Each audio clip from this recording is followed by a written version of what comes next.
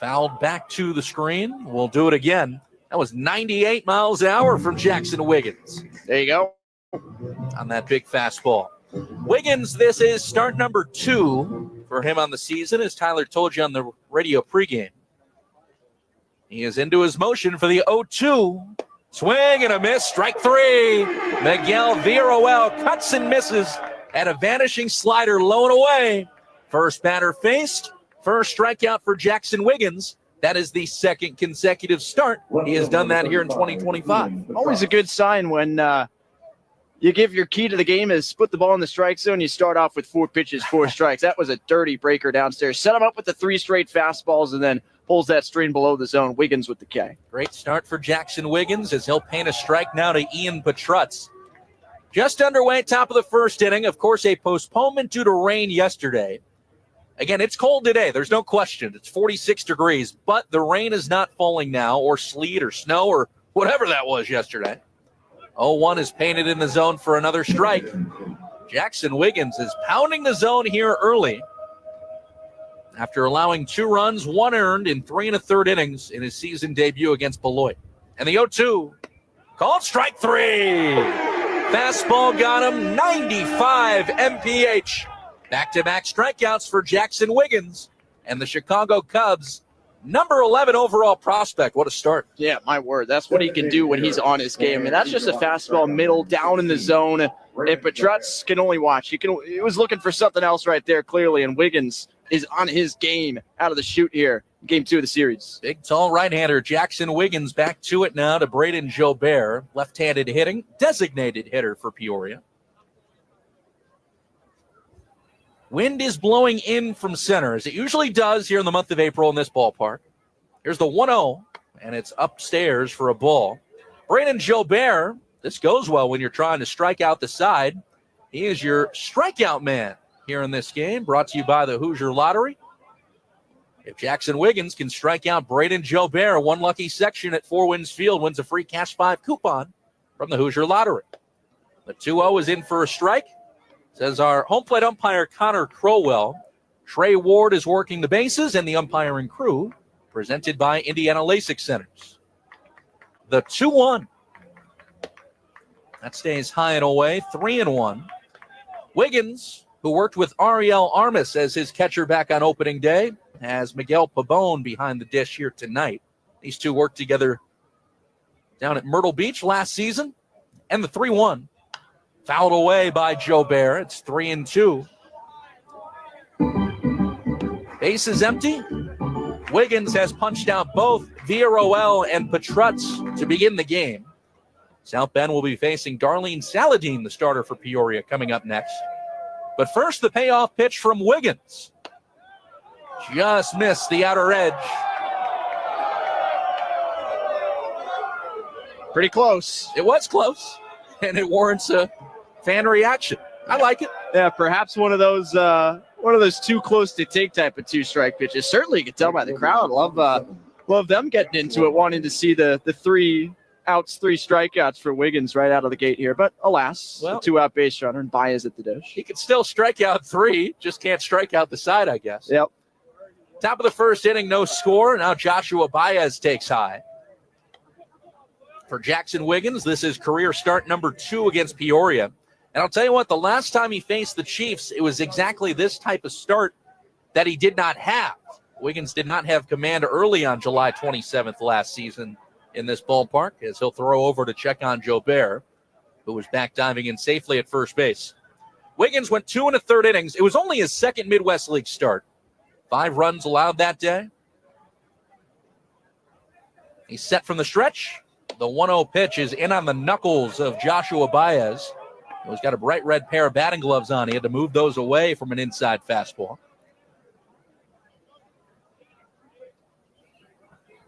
Joshua Baez has had the best start of the season for any Chief, 4 games. He has 5 for his first 15, has been on base in all 4 of those games. Now the 2-0. Swing and a miss at some high cheese. 95 miles an hour from Jackson Wiggins there. Baez missed it. It's 2-1. And I like that Wiggins is getting strikes with his fastball here early in this start. That's what he did not have on opening day in Beloit. The kick in the 2-1. Swing and a miss, that time on a slider. So the mix looking sharp here early, Tyler. Certainly, get back in the count after falling behind 2-0 can be a dangerous prospect when you deal with a guy like Baez and you're behind in the count early on. But Wiggins showing no fear, and how could you with his arsenal? And time is called by Baez. He'll step out of the box, adjust the gloves. Home game number 2 here in 2025. Again, we'll play a doubleheader on Saturday afternoon. After yesterday's postponement, Cubs won 5-3 on Tuesday. Set from the stretch, the 2-2 by Wiggins with 2 down. And again, he'll throw to first. Back safe once more is Jobert. That is the second disengagement over to first base. So if Jackson Wiggins tosses over once more and does not get Jobert, he would be awarded second base. You wonder if he might be running with this 2-2. He's got a good lead. There he goes. And the pitch is low. Pabon scoops it out of the dirt, throws to second, but it won't be in time. That's the type of sequence in today's game. Why not go?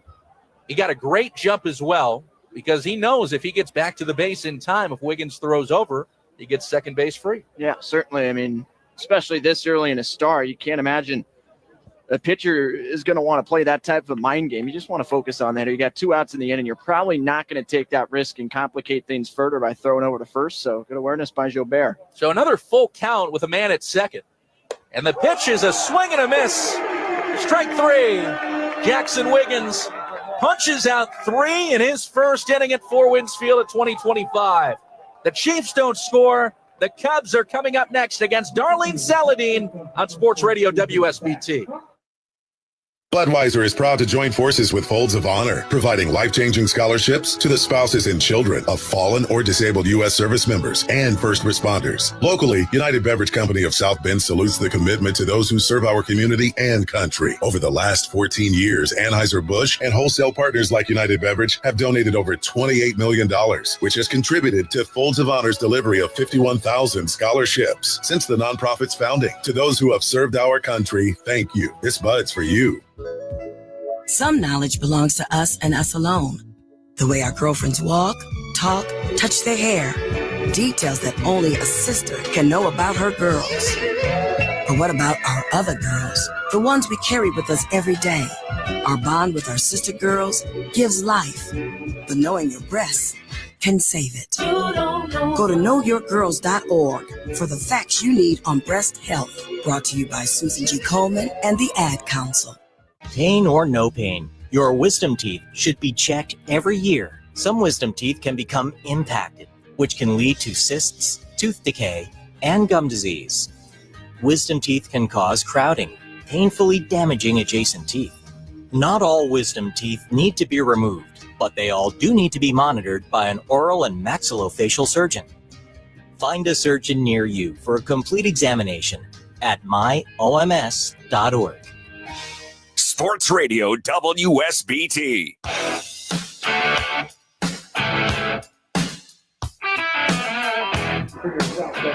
Well, great start for Jackson Wiggins in his first inning at Four Winds Field in 2025. Striking out 3, got Miguel Villarroel swinging, Ian Petrutz looking. There was a walk to Braden Jobert on a 3-2 pitch, and then a strikeout swinging of Joshua Baez. Now the Cubs will go to work offensively, and Christian Hernandez watches the first pitch from Darlene Saladin go by low for ball 1. Hernandez, Garriola, and Calmer to face Saladin, who is no stranger to Four Winds Field. The next pitch is scooped in the air towards deep right. Slicing towards the wall. Back is Baez, sliding on the track and making a great catch. Joshua Baez taking away extra bases from Christian Hernandez. And by no means is that an easy play. Hernandez robbed of what would have been, Tyler, a 5-game hitting streak. Yeah, a couple months later when you get warm again, that's probably a triple off the top part of the wall. But, boy, Baez took a good route to that ball. He's a taller type of right fielder, so he's got the stride coverage to get back there. And the boy kind of stumbled into that slide on the warning track and put it away. Andy Garriola takes outside. Well, that might spell good things, though, for the Cubs. Good wood on the first sequence against Darlene Saladin. The right-hander pitches low again to Garriola. Saladin, this is his 3rd career start against South Bend, his 2025 debut, in fact. But all starts against the Cubs coming in this ballpark. Here's the 2-0. Swing and a miss. Garriola helped out Saladin there by chasing a breaker in the dirt. Scoreless game, bottom of the first inning. Hernandez just gave one a ride to the wall in right. But a great play by Joshua Baez. Garriola will spin on this slider away, 3-1. Andy, a big part of that win on Tuesday, he started the rally where the Cubs scored all of their runs in the game in the sixth inning. And he lines one back under the pitcher. Now a diving backhand effort up the middle from the second baseman, Gazdar. And boy, the Chiefs are flashing the leather. Garriola, I thought that might have hit Saladin from our angle. It did not. It just scooted under him. And then behind the bag at second, John Gazdar, the second baseman for Peoria, made a beautiful backhand stab and a better throw. 2 up, 2 down in a very weird way. Yeah, I mean, when the ball's not flying and it's cold already, the last thing you need is the defense to be playing like this. Brian Calmer takes outside. This has been something. Yeah. Really, honestly, if both things go the way of the Cubs, that should be a 1-0 game. Here's a little cue shot, slowly tapped right side, picked up by the first baseman, Salazar. He's going to flip to the pitcher, Saladin covering. 3 defensive dandies by the Chiefs. That goes 3-1 on the exchange from first baseman to pitcher. That is one of the odder 1, 2, 3 innings you're ever going to see. We go to the second, scoreless on Sports Radio WSBT. Cub fans, it takes a team of the most dedicated, talented individuals to win a championship. And it also takes a similar team to get you fully recovered from your health challenges and on your way home. Briarcliff is South Bend's newest community. From long-term care to short-term rehab to complex clinical support, Briarcliff has all the bases covered.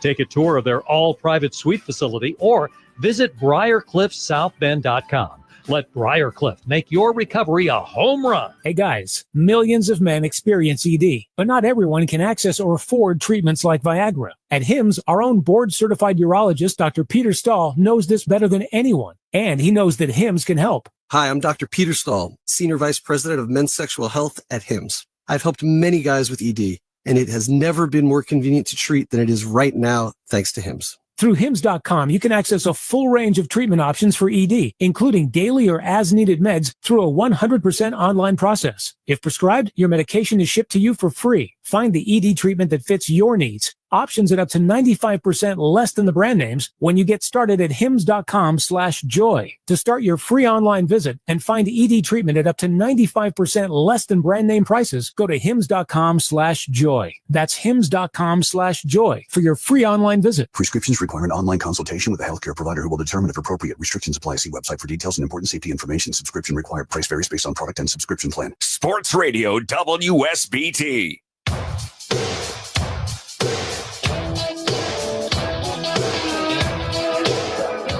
Well, the Cubs offensively did the right things in the bottom of the first inning and just did not get rewarded. The Cubs Den Team Store offers the best service, selection, and pricing on the items you want most. They have apparel for the entire family, including the South Bend Cubs' new Star SB cap and fan favorite obvious shirts. Visit the store at Four Winds Field or shop online at southbendcubs.com. And the new blue and white Star SB cap is being worn for the first time tonight. It's a beauty. It's a good one by the South Bend Cubs. Jackson Wiggins, ball 1 to Zach Levinson. Now the next pitch is a chopper to the left of the mound. Christian Hernandez charges in, buckles the feet, throws, and gets him.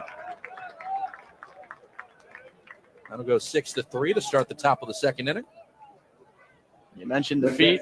Perfect footwork there from Hernandez. We talk so much about what he's done at the plate so far this season, but I mean, he and the most part of this Cubs defense has been pretty high quality too, which is what you need when the ball's going to be in play and not flying over the fence too much. You've got to make the plays you're given. Now, on a day like today, 46 degrees, and we saw it during batting practice when we were down in the field together. The ball simply, unless your name is Andy Garriola, not flying today. I had the same thought. Here's Wiggins from the windup. 0-1 to Grayson Tarlow as a looper hit out to shallow right center. Patrolling out is the second baseman, Reggie Preciado, to make the snag.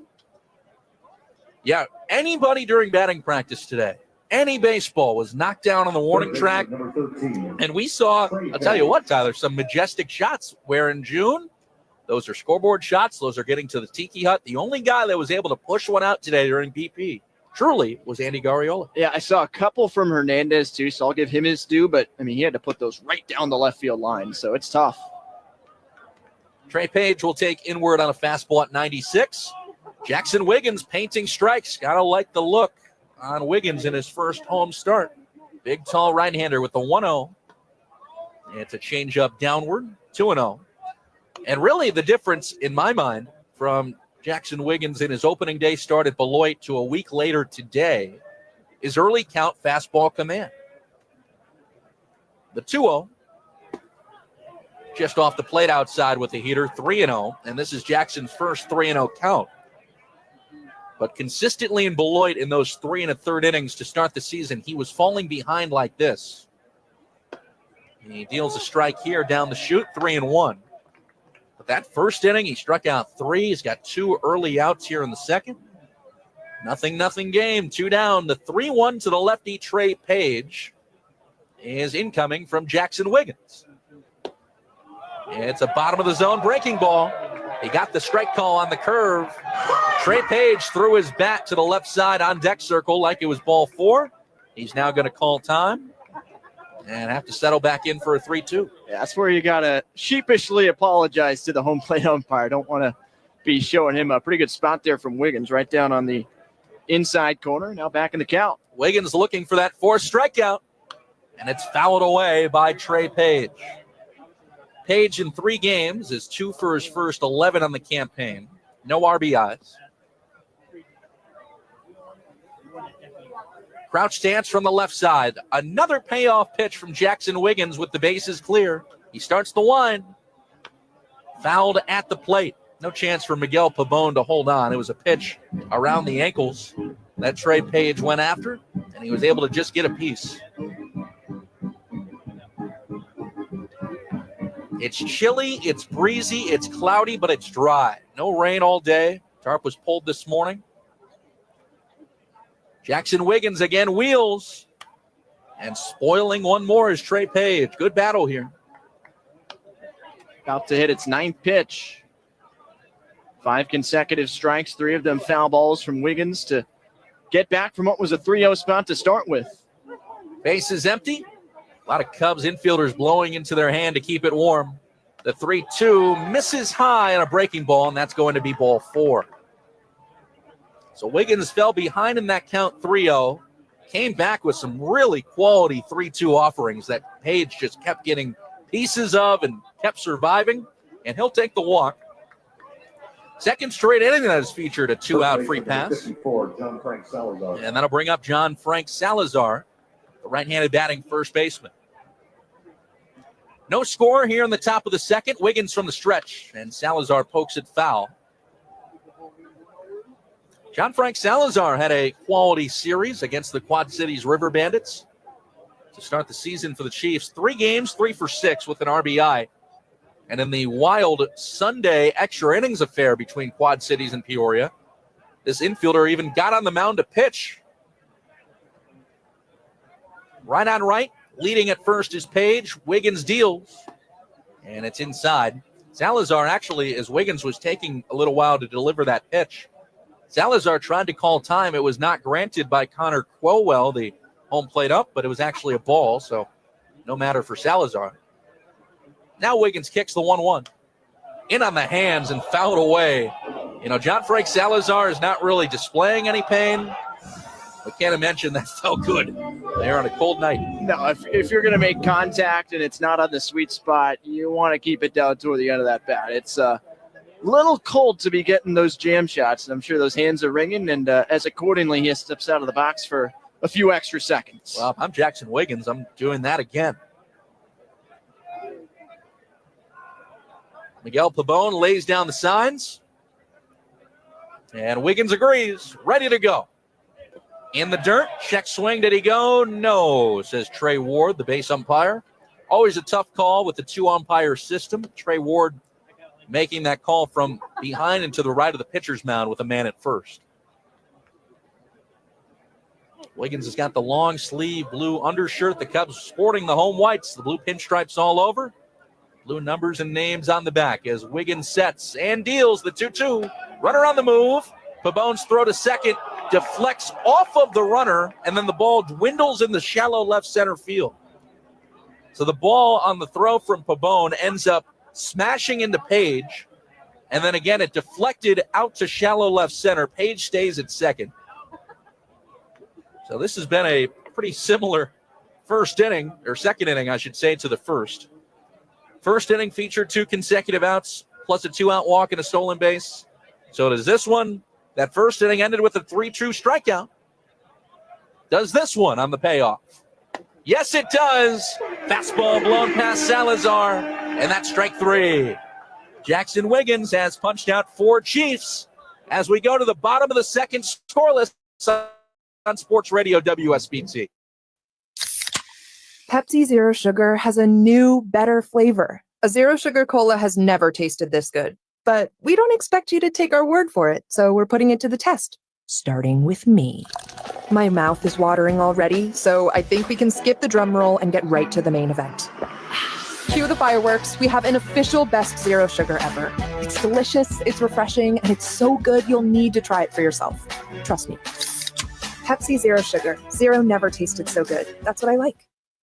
Discover the value of restoration with Fibrenew of Michiana. Whether it's leather, plastic, or vinyl, their experts breathe new life into your cherished home furniture, vehicle, and boat interior, or your business furnishings. Don't replace it, restore it. Contact Fibrenew for a quote today. And for a limited time, save money on your minimum service by using Fibrenew's Big Deal gift certificates. Act now to see the transformation. Experience the difference with Fibrenew of Michiana, where quality meets value.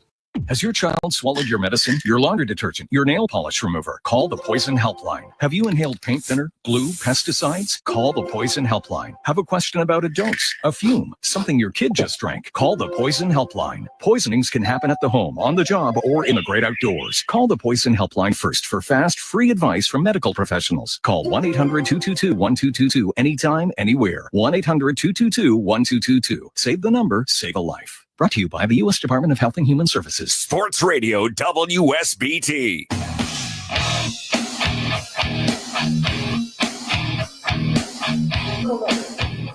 South Bend Cubs baseball is presented by Pegs, located in the heart of downtown South Bend on Michigan Street. You can eat your meals where the South Bend Cubs do and see their menu at pegsouthbend.com. With Tyler Reedy, I'm Brendan King. Drew Bowser leads off the bottom of the second inning and takes outside from Darlene Saladin. The Chiefs right-hander worked a 1-2-3 bottom of the first, but it was an odd bottom of the first, no doubt. Slider spins in off the plate outside. It's 2-0. First, Christian Hernandez lined out to the warning track in right. Spectacular diving play from Joshua Baez. The 2-0. Bowser will look at a strike, top of the zone. 2-1. Then Andy Garriola bounced out to second. It was actually a line drive dart smacked up the middle. Great backhand stab up the middle by Gazdar. Bowser fouls it away. Then Gazdar throw over to first to get Garriola. Brian Calmer then hit a cue shot to the right side of the infield, where first baseman John Frank Salazar had to range about 40 feet away from the bag at first to scoop it up, got it to the pitcher covering. Point being, some great defensive plays were made in the first by the Chiefs. And the 2-2 is a slider, just missing. Oh boy, Connor Crowell, the home plate ump, was getting ready to ring up Drew Bowser, it looked like, then had second thoughts. Yeah, that pitch sequence seemed like it had all the movements of a strikeout, but I guess not. Now the payoff is a dribbler to the right side again. Gazdar with his heels on the right field grass gathers himself and throws over to first to send down Bowser. Well, Saladin ends up getting the out, but still in search of his first hit. Yep, 4 up, 4 down for him. Still no base hits on either side just yet, as Peoria has taken the 2 walks on offense, and South Bend trying to find its way on base for the first time. I mean, the slow start on Tuesday certainly wasn't an issue. We are scoreless here, and Miguel Pabone will take his first at-bat of the season at home. And looking at one low, Miguel's last time playing in this ballpark, September of 2021, when he had a 7-game stretch with the South Bend Cubs. Since that point, had been a Pelican. Outside at a fastball on the 1-0. Darlene Saladin had a great year in 2024. 3.43 ERA, with Peoria. He spent the first half of the season down in the Florida State League. Slider is cut through and missed by Pabon, and it's 2-1. 12 games, 11 starts with the Chiefs. Saladin showed impressive command, walked only 16 batters in 63 innings. And the next is scooped out to shallow center. Should be routine for Zach Levinson, who barely has to move a muscle, and he makes the two-handed catch. 5 up, 5 down for Saladin on all outs with balls put in play. And back to the conversation on Saladin's 2024. He was the only Midwest League pitcher at any point to have 4 consecutive games with 8+ strikeouts. And he did that in each of his first 4 outings as a Chief last season. So he was comfortable really right away in high A, carried that through the rest of the season, and wants to build on it now as the 17th ranked Cards prospect. He struck out 8 in this ballpark on July 2nd last year, dealing a strike to Rafael Morel. And he's looking for a consecutive now, 1, 2, 3 inning. Wiggins and Saladin playing chess here as this is bounced into Morel for a ball, 1-1. Rafael 1 for 9 in 3 games with the Cubs, along with an RBI. The wind and the 1-1 is belted way foul up the left field line. That ball is going to land in the construction zone where eventually that 4-story convention center is going to be.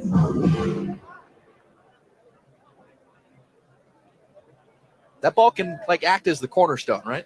I guess so. Build around it. Yeah, that's what I'm saying. And whoever finds it in 30 years gets some kind of prize. Morel takes it high. 2-2. Lights are on at Four Winds Field. Those won't be fully needed until later, but it's an overcast night. The 2-2 is ripped back to the screen by Morel, and we'll do it again. Base is empty, scoreless game. All goose eggs in the line scores for both clubs. No runs, no hits, no errors on both sides. Peoria has walked twice. That's it. And Saladin winds and delivers. Morel powers a ball to right on a line drive. This is going to be caught by Baez as he backtracks and twists and turns where he wound up on the warning track. Baez was playing very shallow and right, and he was able to get to it. 2 great catches in the game already by Baez. As we go to the third, no score on Sports Radio WSBT. Thinking about replacing your windows or doors but don't know where to start? Pella South Bend is here to help you from conception to completion. Pella has been serving homeowners for 100 years by providing the highest quality products and attention to detail, all backed by the industry's best warranty. For the month of April, receive 0% financing for 5 years or 55% off qualifying installations. Come see us at our showroom on Grape Road. Give us a call at 574-243-9014 or visit PellaSouthBend.com. Celebrate a century of exceptional craftsmanship with Pella. Wakarusa Ag is your full-service equipment dealer with expertise in agricultural, construction, and residential equipment. Wakarusa Ag is ready to help with whatever needs you may have. Get ready for outdoor projects and cleanup with Steel and Echo's full line of power tools, chainsaws, leaf blowers, and trimmers. Check out their Bad Boy lawnmowers or their Skag zero-turn lawnmowers. Wakarusa Rental Services offers rental equipment for farmers or construction projects. Wakarusa Ag and Rentals on Nelson's Parkway and State Road 19 in Wakarusa or online at wakarusaag.com. Over-the-counter pain medications can be bought without a prescription and are intended to reduce fever and temporarily relieve minor aches and pains. There are 2 main types of over-the-counter pain medicines, acetaminophen and NSAIDs. Although both types of pain medications treat the same symptoms, they work in different ways and have different risks and benefits. That's why it's important to always read and follow the drug facts label on your medicine. If you have any questions, ask your healthcare professional or pharmacist. Sports Radio WSBT.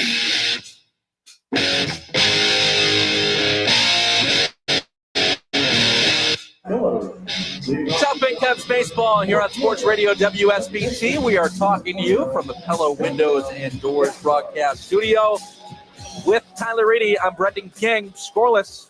Darlene Saladin and Jackson Wiggins going at it here from a starting pitching perspective. Wiggins ready to open the top of the third, and he misses with a fastball outside to John Gazdar, the number 9 hitter for Peoria. And that name, just as it sounds, Jon, spaced out. Ground ball tapped over to short. Should be routine for Christian Hernandez, who makes his second 6-3 putout here early in this one. So first time through the order, just the 2 walks allowed. And hey, Wiggins, he's walking people at the right time, I guess you can say. Both of them with 2 outs, a stolen base to follow in both of those cases. So if you walk those guys earlier in the inning, you're looking at a lot more trouble with Peoria on offense, but he's found a way to start his inning strong, and there's another instance there, first out of the third. Well, starting inning strong is exactly what we pointed out in Beloit when he did walk hitters. It was probably earlier in innings as opposed to what's happening so far tonight. So leadoff walks will usually come back to bite you. He has sent down the leadoff man in every inning so far. Miguel Villarroel takes a big cut at a slider low and away. After getting his count started with the ball, it's 1-1 on the Peoria leadoff man. Villarroel has hit leadoff consistently in this early part of the season for the Chiefs, but he's just 2 for his first 15 at the dish. Jackson Wiggins with the big long legs into his windup with the 1-1. Didn't mean to swing. Villarroel puts it in play on a half cut, bounces it out to second. Preciado cleans it up. 2 up, 2 down. Really a quarter cut from Villarroel. Yeah, no doubt about it. He wasn't sure what he was looking for there. And boy, now 10 hitters have come to the plate for Peoria, and none of them have put a ball into the outfield. It's been all strikeouts, ground outs, and the one soft line out to second base for Preciado. So Wiggins is keeping the ball down. He's getting some maybe less balanced tacks from the Chiefs. Ian Petrutz will take a ball low. It actually deflected off of his shoe top, so that was a little weird, or maybe it was close to the shoe top. He barely moved as that ball was around the cleats. Now the 1-0 is outside, 2-0. Certainly no attempt at a sell job. No, not at all. I thought I saw the same thing as you. Right. No, this guy is hardcore. He does not wear batting gloves. It's 45 degrees. If he gets one in on the hands, it's not going to feel good for Ian Petrutz. 2-0, fouled off of the catcher and the umpire for a strike. Wind breezing in from center. And you get the sense, just like Tuesday, a home run is not going to win this one or be part of it win. The 2-1.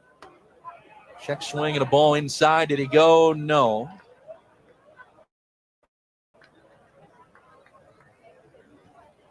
Cubs are still looking for their first homer of the year, by the way, but really the ingredients for home runs have not been there yet this year. The 3-1.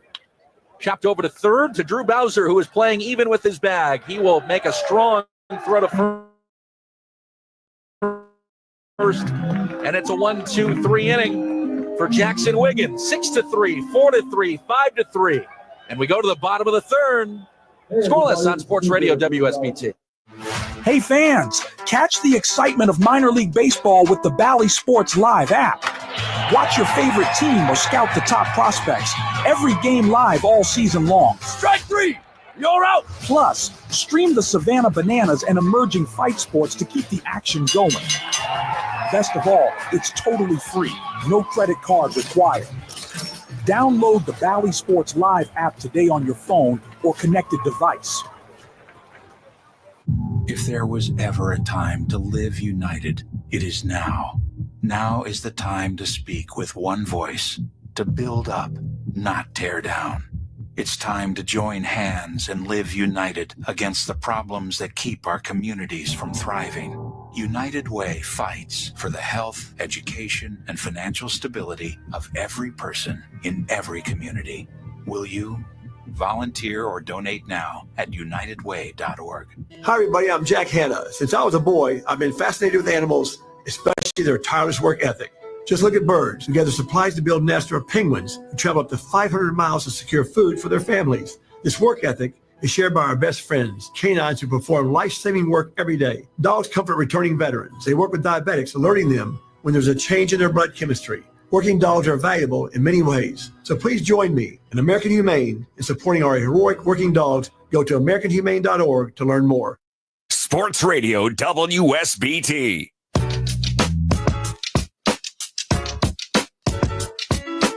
Hey, make sure you visit the First Source Bank Performance Center and take a few swings in the same batting cages used by your South Bend Cubs. And for more information on clinics, camps, and more, visit FirstSourceBankPerformanceCenter.com. Well, both sides still looking for their first hit. Whole lot of goose eggs on the video board in a scoreless game between the Cubs and the Chiefs on a chilly April night. Ariel Armas will take high and inside from Darlene Saladin. Well, here's the positive if you're looking at the Cubs' perspective. They're 0 for 6 against Saladin, but they put the ball in play in every AB. And Armas takes a strike. And 2 lineouts, Tyler, to right field, which have both been corralled by Joshua Baez. Both lineouts, I should say, as here's the 1-1. It's an outside corner strike. Both lineouts probably should be extra bases. And the contact overall significantly better for South Bend than Peoria. The Chiefs are seeing a lot of slow rolling ground balls. We saw the half swing grounder earlier. South Bend putting some good rips on, just not finding the holes. It is the bottom third of the order for the Cubs as Armas strikes out swinging. He actually fouled it into the mid of the catcher Tarlow on a big bender from Saladin, and there is the first strikeout for the Chiefs right-hander. Pretty hittable pitch there. Might have had some late movement to catch the bottom part of the zone rather than stay elevated, but Armas just a little out in front of it in the foul tip. Tarlow holding on behind the dish, so 7 up, 7 down for Saladin. Let's see if Reginald Preciado can make a difference as he swings and misses. Reggie is 2 for his first 11 on the year in 4 games. Chiefs nothing, Cubs nothing, bottom 3. The wind really picking up now as we go to the bottom of the third. There's a called strike. Down the chute, 93 on the gun. And it's 0-2 on Preciado. Howling in from center at that area between the Ivy at Berlin Place apartment buildings. And here's the pitch. Rounded over to short, should be very routine for Villarroel, who scoops it up and throws over to Salazar, 6-3. Saladin in search of what's going to be possibly his third consecutive 1-2-3 inning. And should note now as the Cubs round out their batting order, and you continue to talk about the win, I mean, it's going to be a problem for any hitter, but 9 right-handers in the lineup tonight for South Bend. We know it's a right-handed dominant team, but everyone up there is going to be hitting from that third base side of home plate. Saladin's first pitch is a strike. Well, the Cubs, as you point out, have a lineup of all righties. There is not a singular lefty pitcher on the Chiefs roster. This is up and inside, ball 1, so that's a bit unusual. Cubs have plenty of lefties in their pen. Caraway, Hernandez, Santi, Watkins. Here comes the 1-1, and it's low to Carter Trice. Carter's still looking for his first base knock of the year. He went 0 for 10 in 3 games against Beloit. Did walk twice.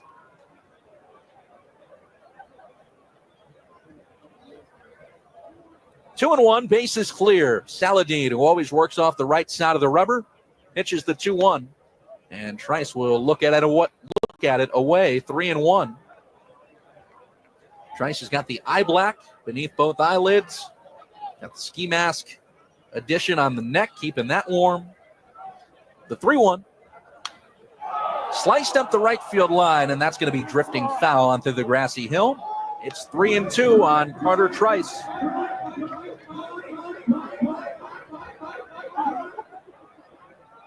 Trice sporting number 9 here this season for the Cubs. That's been sported the last couple years by catcher Ethan Hearn, who is doing good work now at Double-A Tennessee. 3 balls, 2 strikes. Here's the payoff from Saladin. And Trice will look at ball 4. Didn't miss by much, but the Cubs will take it. It's their first base runner.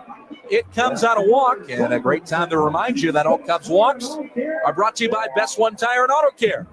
Solomons and Muntz are proud partners of Best One, and you can visit bestonetire.com to find a location near you. Best One, where the best costs less. Christian Hernandez will see Darlene Saladin for a second time. First pitch to Christian is waved at and missed on a slow slider around the knees. 0-1. Hernandez lofted that ball to right field. It was the great diving play on the warning track from Joshua Baez. Hernandez might have had 3 bases on that, but it went down as a lineout. 0-1 is painted top of the zone on a heater. It's 0-2. Darlene Saladin continues to mix speeds, pitches, shapes very well. He's crafty. Up to 40 pitches now. Not a huge strike percentage for him, 23 out of 40, but that's surprising. Yeah, he has gotten the contact, and of course the defensive help has been key for him. Man at first, the 0-2. Hernandez shoots one in the left for a base hit. 5 consecutive games with base knocks for Christian Hernandez to begin the season. Great work, and that's already his 8th base hit of the campaign. And we will get you a check at the end of the night. Hernandez came into today as one of 5 players in the circuit with 7 base hits. In that group, a guy by the name of Max Clark, who we will see next week in West Michigan, who was the number 3 overall pick of the Tigers a couple years ago. Well, here's your chance for the Cubs. Scoreless game, bottom 3, first and second for Andy Garriola. And the pitch is a fastball strike.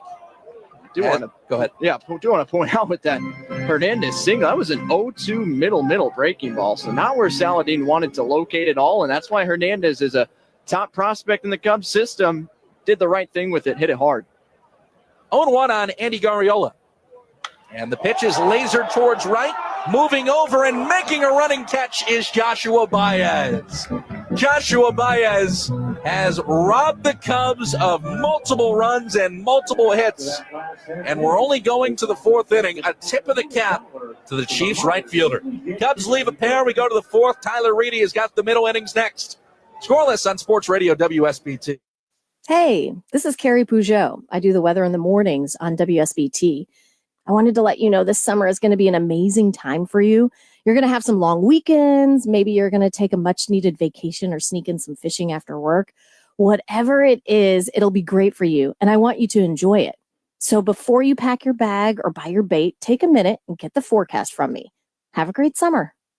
Watch meteorologist Carrie Peugeot on WSBT 22. On the battlefield, there's a saying America's military men and women live by. Never leave a fallen warrior behind, ever. Off the battlefield, Wounded Warrior Project operates with the same goal. Wounded Warrior Project was created to help our men and women returning home with the scars of war, whether those scars are physical or mental. Wounded Warrior Project. We never leave a fallen warrior behind, ever. Learn more about what we do at woundedwarriorproject.org. If there was ever a time to live united, it is now. Now is the time to speak with one voice, to build up, not tear down.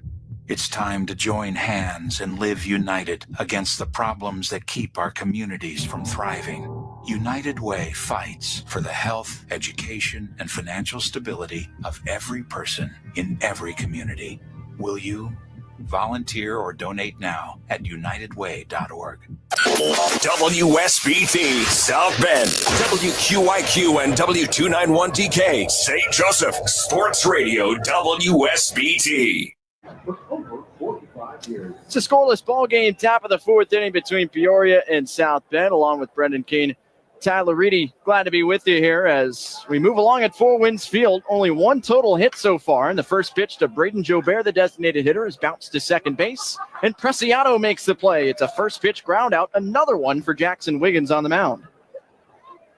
First pitch outs. I mean, name of the game, Tyler. Jackson Wiggins dealing strikes early in innings. And when you do that, you're going to give your team a great chance to win. You're going to give yourself a great chance to keep your pitch count down. Very well done. Now the first pitch to right fielder Joshua Baez. 1 out, no score, top of the 4th. And it bends low for ball 1. Baez, as we have talked about in the first 3 innings, has given the Cubs offense fits with his defensive plays out in right field, taking away, you could argue, 3 hits as the 1-0 breaking ball just misses down and away. 2-0 count. Baez was a strikeout victim to end the top of the first inning when Wiggins punched out 3 to work around a 2-out walk. His 2-0 pitch rides in high at 86. Now a 3-0 spot against Baez. 4 strikeouts thus far for Wiggins. He has set down each of the last 5 he's faced, with the last 4 outs being of the ground ball variety. As he sets and brings home the 3-0. Down and in, that's a 4-pitch base on balls. The 3rd free pass issued by Wiggins, and he's been a little bit of what we expected from him today. The strikeout ball has been there, but the walks have been there as well. 4 Ks, 3 walks now. And this time it's a 1-out free base for Peoria ahead of Zach Levinson, the center fielder. And there is action out in the Cub bullpen. The left-hander Marino Santi is getting loose for what would be his first Four Winds Field appearance of 2025. Here's the first pitch to Levinson. An 85-mile-an-hour breaking ball that catches the plate for strike one. Levinson, the former fifth-round draft selection out of the University of Miami in Coral Gables, Florida, grounded out to short as the leadoff hitter in the second. He works with Baez on first. He takes off. 0-1 pitch in for a strike. Throw down to second is just not in time. It's a stolen base. The third in the first 4 innings for Peoria. Baez has his second swipe of the year, and he's in scoring position with 1 out. It's a pretty good throw there from Miguel Pabon. Looked like it had a chance, but Peoria has something in the scouting report on him and the starting pitcher, Wiggins, to run and run often. All 3 of the base runners that have been on have taken off from first. It's an 0-2 count to Levinson, and the pitch is grounded toward third, hooking foul. And indeed on the left side of the line as Drew Bowser went over to play it. Still 0-2. It's a good strategy. I mean, I think everybody's aware that the long ball is not going to win tonight's game. And with Joshua Baez playing the defense, he is in right field. The Chiefs have limited the Cubs, so an extra 90 feet can mean a lot in these types of conditions. Still an 0-2 count on Zach Levinson, the center fielder. Here's the 0-2. It's a jammed ground ball back to the left side of the mound, barehanded, and the throw from the pitcher Wiggins is off the glove of Calmer into foul territory. It'll bring home the game's first run as in to score from second base is Baez. Another wonky defensive play on the infield. No outs for the Cubs. Safe at first base, Levinson. He will not pick up an RBI on the play, but it is 1-0 Peoria. And now the Cubs are going to have a convergence on the mound to make sure that Wiggins is okay as he fielded that ball with his bare hand, his right hand on a cold night, and made the throw just high off the tip of Calmer's glove. Yeah, first of all, really tough play that Wiggins made look super easy.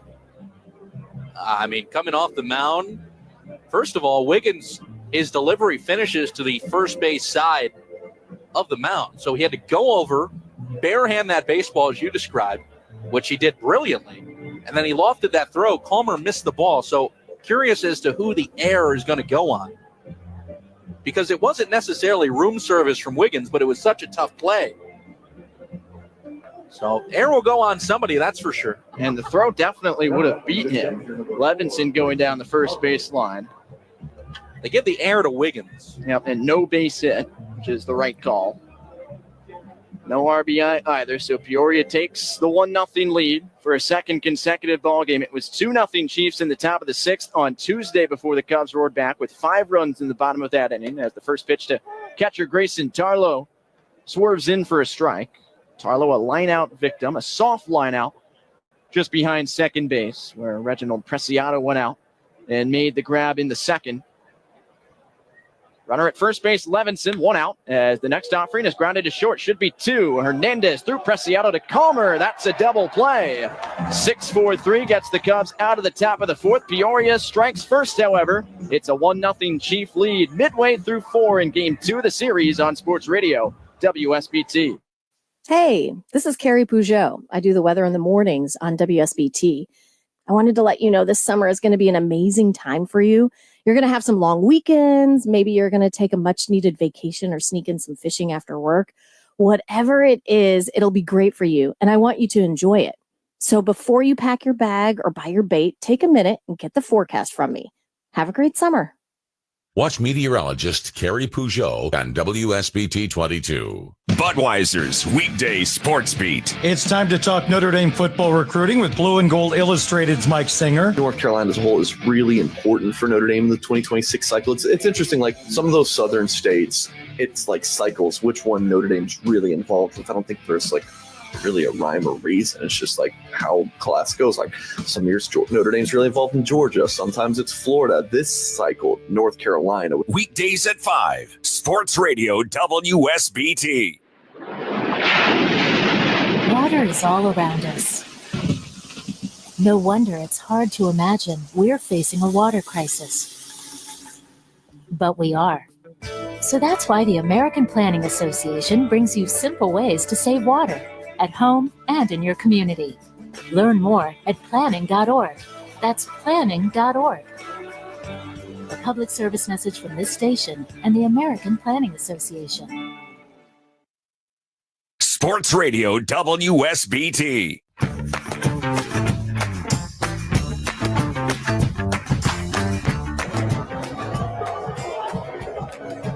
Bottom of the fourth inning here in South Bend. It's a 1-0 lead for Peoria at Four Winds Field. Middle part of the Cubs order will bat.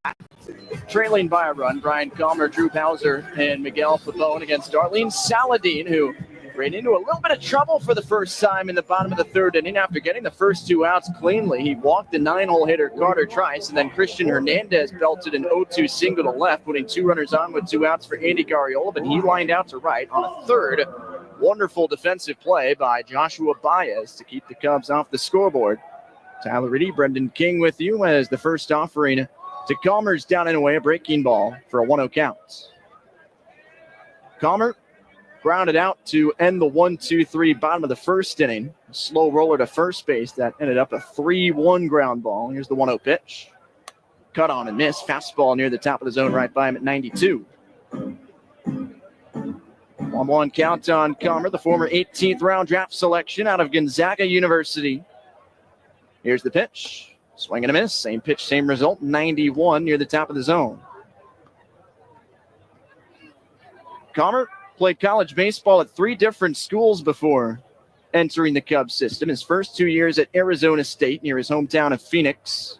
Then at Wabash Valley College in Illinois in 22. Then Gonzaga for his final year in 23. Here's the 1-2 pitch. It rides high and tight. Another heater.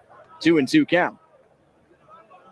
He, of course, was responsible for the difference-making hit in the 5-run 6th inning on Tuesday. A 2-run triple to the right field wall as the 2-2 dives downstairs, and the count runs full to the leadoff man.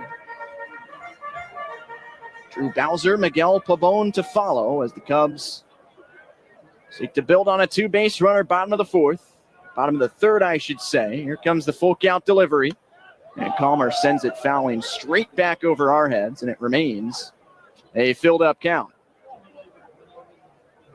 Peoria got on the scoreboard in the top of the fourth, so the Chiefs lead 1-0, still seeking their first victory of 2025. Here's the next 3-2. It's down and away, another walk. And this time it's a leadoff free pass for Brian Calmer, who took that at bat to 7 pitches, and he's aboard.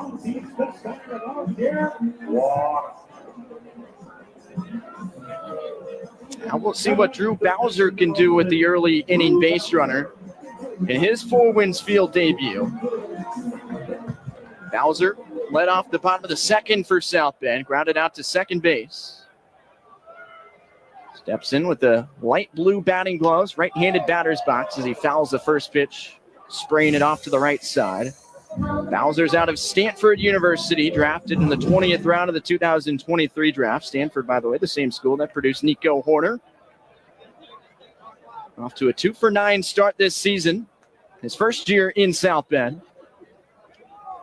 Saladin ready with the 0-1 pitch. Calmer at first. He'll be checked on. Pretty close tag play as Calmer was leaning hard towards second without a stolen base attempt this year. And it's still an 0-1 count.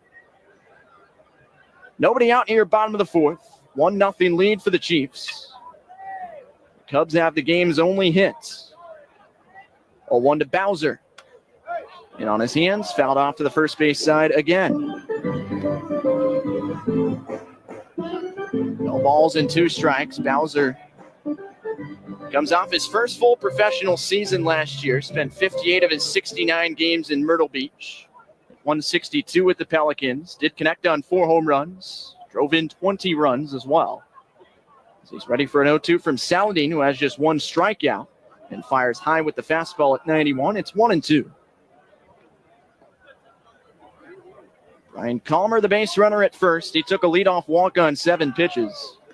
Represents the tying run here in the bottom of inning number 4.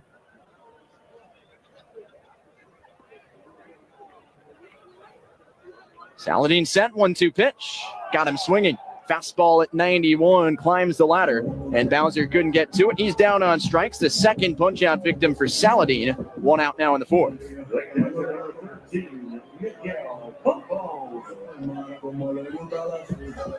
Now the catcher, Miguel Pavone, who will attempt to at least move Calmer into scoring position before the Cubs make a second out. He's the South Bend catcher tonight. First pitch to him, a breaking ball that drops in for strike 1. Pavone flied out to center field on a pretty well-struck ball that, of course, just didn't really go anywhere with the wind carving straight into it out of the northeast tonight.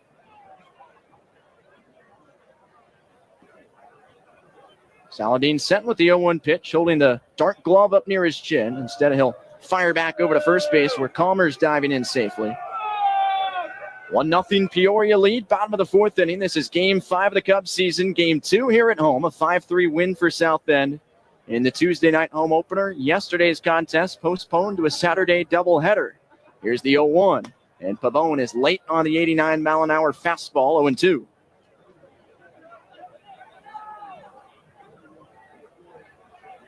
This Cubs catcher out of Puerto Rico, drafted in round 34 back in 2018, so he's one of the most experienced players in the minor league portion of the system. In his 8th year with the Cubs, as he swings through another one. Fastball high on 0-2, 90 miles an hour from Saladin, and he has struck out back-to-back here after the leadoff walk. Rafael Morel, the right fielder, who made good contact to the opposite field his first time up, will have the next opportunity with Calmer still stuck over there at first base. First pitch, breaking ball, Morel out in front of it, spoiling it off foul down the left side. A 1 count to the Cubby right fielder, already starting in his 3rd different position as he spent time in center field, shortstop, and now over in right to start off the young 2025 season. Here's the 0-1. Saladin steps and delivers. It rises high. Fastball again, 1 ball, 1 strike. Brian Calmer over at first base. He took a leadoff walk to start off this bottom of the 4th. South Bend trying to answer Peoria's first run of the game in the top of the 4th inning. It's a 1-0 Chief lead.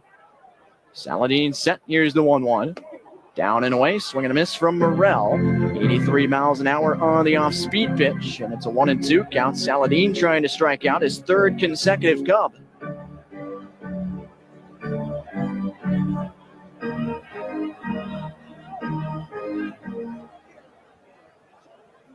He's ready. 1-2 the count, 2 outs. Instead, he's going to throw back to first again.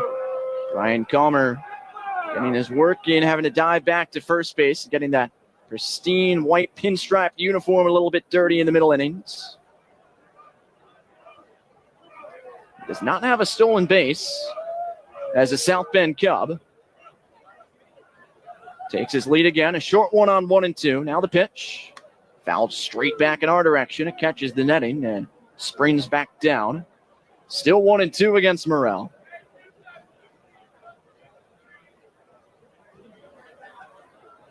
Ariel Armas waiting on deck should the inning continue. Calmer leading off the first with 2 outs. Saladin set. Here comes another 1-2 pitch.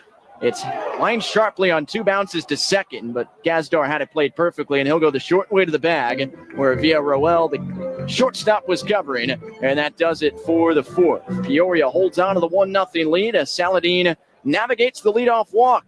Chiefs in front through 4 on Sports Radio WSBT. Cub fans, it takes a team of the most dedicated, talented individuals to win a championship. And it also takes a similar team to get you fully recovered from your health challenges and on your way home. Briarcliff is South Bend's newest community. From long-term care to short-term rehab to complex clinical support, Briarcliff has all the bases covered. Take a tour of their all-private suite facility or visit BriarcliffSouthBend.com. Let Briarcliff make your recovery a home run. Imagine being fired because of who you love. Imagine being denied medical treatment because of who you marry. Imagine being evicted because of who you are. Millions of Americans don't have to imagine this. They have to live it. Because in 31 states, it's legal to discriminate against LGBT people. Get the facts at beyondido.org. Brought to you by the Gill Foundation and the Ad Council. Not on my watch, our military service members say, as they volunteer to serve, as they move out, stand firm, and take fire.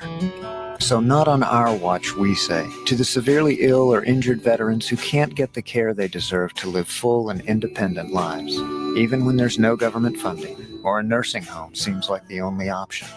We won't leave one warrior behind. Not on our watch. Join us at findwwp.org. Sports Radio WSBT.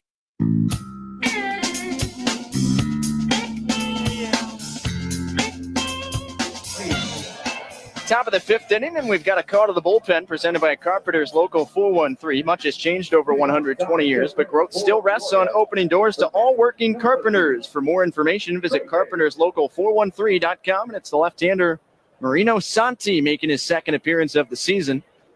Pitching the top of the fifth. Here's his first offering. Bunt shown by the seventh inning third baseman Trey Page, but he yanks it back for ball one. Lower third of the Peoria batting order to hit here as it's 1-0 Chiefs. Top of the fifth. No hits on the board, however, for the visitors. Santi's 1-0, lefty-lefty. In there for a strike at 88 miles an hour. Page took a walk his last time up. Ended up reaching second base on a steal against the starting pitcher, Jackson Wiggins. Here's the 1-1. Skips away from the catcher, Pabone. Nobody on base, so no harm, no foul, and it's 2-1. Santi's first appearance was on Sunday, his season debut, and he was pretty strong. 2 innings, 2/3. Did give up a 1, but on just 1 hit. Walked 1, struck out 1 at Beloit. This is 2-1 pitch, sails off the plate. 3 balls and a strike. He made 27 appearances, 19 of them out of the bullpen last year. Much better at home than on the road, a sub-3 earned run average in the confines of his own ballpark. It's down 3-1, however, to Page. And gets a bouncing ball foul. 3-2 the count now. Cubs, by the way, led off their bottom of the fourth inning with a walk, and that walk was a Best One walk. Solomons and Monteiths are proud partners of Best One. Visit bestoneTire.com to find a location near you. Best One, where the best costs less. Full count here on Trey Page. Now the 3-2. Slapped the other way. Foul by the left-handed hitter. Has the hand-warming pack off the back of his belt. Below the red number 13 on the back of his powder blue jersey. Ready for another 3-2 from Santi as the leadoff man here in the fifth. And the pitch. Waited on a breaking ball. Serves it. Foul territory left side. That'll slice well out of play. And in fact, several rows back into the seats. Still a 3-2 count. Plate appearance about to see its 8th pitch here. Salazar and Gazdar, 2 right-handed hitters, also due up in the top of inning number 5. 1-0 Peoria. Here's the 3-2 again. And that one sails up and in, and sounded like it might have gotten a piece of Page as he ducked his chin away from it. It was a breaking ball that Santi could not command, so a leadoff walk, this time for the Chiefs. Page on base already with a steal. And now John Frank Salazar will bat with a runner on first and nobody out. Chiefs still looking for their first hit, but they've got the 1-0 lead. First pitch. First pitch swing right to the third baseman. Bowser on a bounce. He throws high to second for 1 and on to first, a double play. An unconventional one at that as Preciado went tumbling over. He had to rise up high in the sky to field that lofty throw from the third baseman Bowser, but he found a way to get his foot back down on the bag. And it's a 5-4-3 double play. Second consecutive inning with a twin killing for South Bend defensively.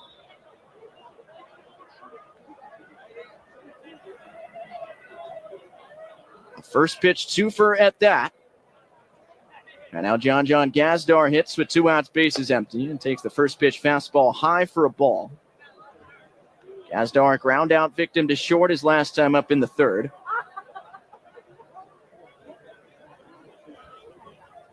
An 11th round draft choice out of college last summer. Ready for the 1-0 pitch from Santi. And it drops into the bottom part of the strike zone. 91 mile an hour fastball that levels the count.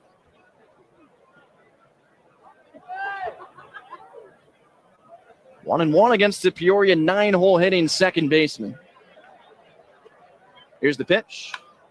Bouncing ball towards second. Charging in Preciado. He'll make the play, and it's a 3-batter 5th inning for Marino Santi. He uses the double play to his advantage and keeps it 1-0 Peoria halfway home.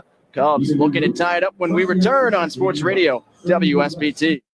At United Federal Credit Union, we'd like to be the first to say welcome home with a mortgage loan made just for you. Whether you're looking for a construction or lot loan for your future dream home or a mortgage for a home you can move into right away, our expert advisors will help you find the way to your new front door. Get started today with our easy online application at unitedfcu.com/mortgage. United Federal Credit Union. We get you. Insured by NCUA. Equal housing lender. NMLS number 471962. I expected it to be a lot easier. I thought it was going to be a piece of cake. I didn't know what step to take next. I was transitioning from the military. I was a vehicle gunner. An avionics specialist. I was an MP, military police. My friends thought I could do anything. I missed my unit, my family. Playing with my daughter, I felt like a stranger. I was overwhelmed. I couldn't sleep. I just wanted to be by myself. I didn't have a clear sense of what to do next. I was too proud. And then I thought, if I'm going through this, other veterans have gone through it too, right? I started to open up. And it made a huge difference. So I reached out and I saw that I wasn't alone. Because before I was able to take on my next mission, I had to take on just taking care of myself. To find purpose. Go to maketheconnection.net to learn how other veterans have overcome the challenges of transitioning out of the military. Sports Radio WSBT.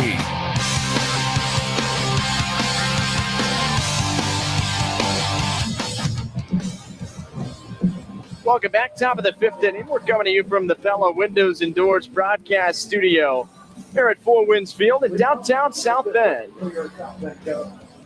South Bend trailing by a 1-0 score here to the Peoria Chiefs. Game 2 of a 6-game series. It was a 5-3 victory on opening night, Tuesday, for the Cubbies. As Ariel Armis leads off against Darlene Saladin and swings through a first pitch breaker for strike one. Peoria leads the game 1-0. The only run scored in the top of the fourth without a hit occurring by the visitors. It was a ground ball back to the mound that turned into a throwing error by South Bend starter Jackson Wiggins to bring home the run as Armis takes high. It's 1-1. Cub designated hitter Armis struck out swinging against Saladin, who has 3 punch-outs back in the third. Here's his 1-1. It's another fastball up above the zone. 2-1 the count. So the Cubs starting pitcher Jackson Wiggins done with 4 innings, no earned runs allowed. Saladin is yet to allow a run period through 4 frames. He's still out there. 2-1 pitch. Breaking ball. Upper part of the zone brings the count to 2-2 as Armis watched it come in. South Bend designated hitter out of the University of San Diego, a 5th-round draft choice by the Cubs last summer. Ready for the 2-2. It's on the way. Did he offer high fastball? He does not go around with the pitch missing upstairs at 88. Appealed to the umpire behind first base, Trey Ward, and he emphatically said no swing.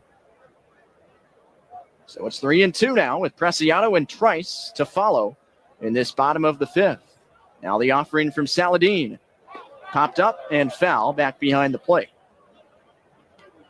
So Armis getting his cuts in, about to see his 7th pitch in his 2nd plate appearance of the evening. Saladin currently sitting on 67 pitches. Here's his 3-2. Top of the zone, foul back again. 90-mile-an-hour fastball, and Armis caught a piece.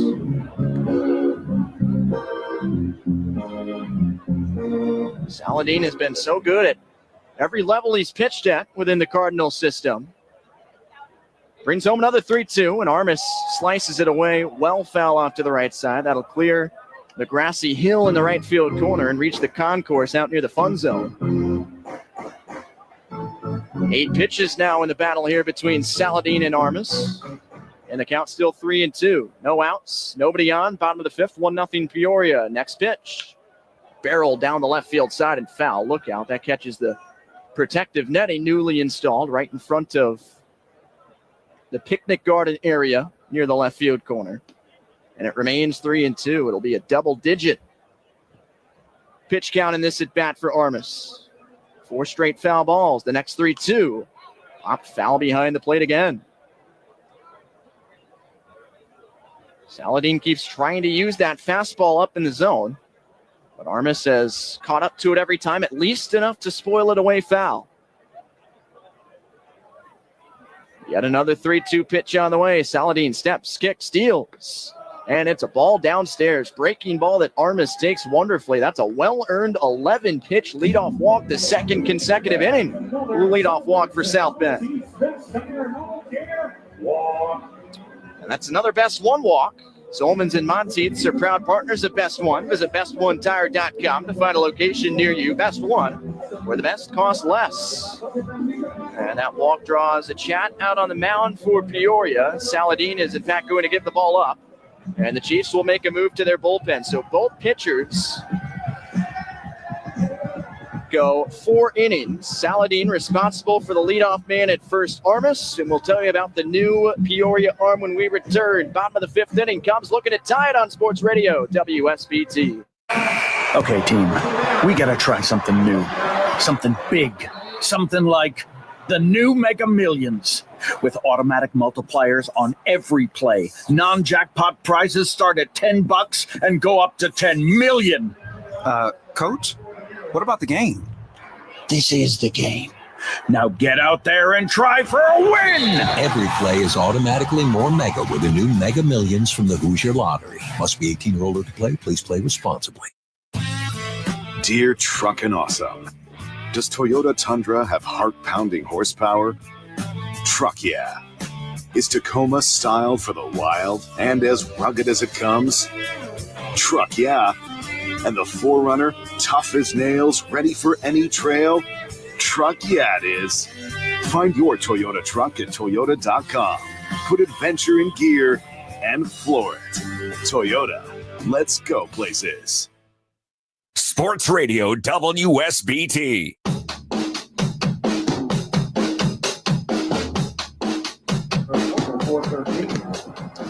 Caught in the bullpen for Peoria, presented by Carpenter's Local 413. Much has changed over 120 years, but growth still rests on opening doors to all working carpenters. For more information, visit carpenterslocal413.com. And missed the right-hander Tyler Brott out of the state of Virginia, a 16th-round draft selection 2 years ago from East Carolina. That was his second school. He started out at VMI, the Virginia Military Institute, and was a Chief all year long a season ago, made 37 appearances to rank second on the team, a 3.92 ERA and a sub-3 ERA in the second half of the year.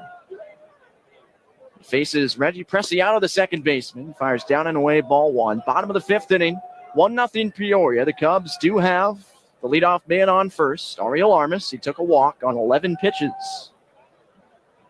Preciado 0 for 1 with a ground out to short. Here's the 1-0 pitch. It's grounded to short again, this time softly hit. Tough to get an out at second, and the throw's into right field from Villarroel. Up and on his way to third base, Armas. The ball goes all the way to the bullpen. Around third, Armas. He's going to come in and score. And behind him to third base goes Preciado. Both runs have scored on an error. And South Bend takes a combined 6 bases on that between Armas and Preciado. It's 1-1 in the bottom of the 5th.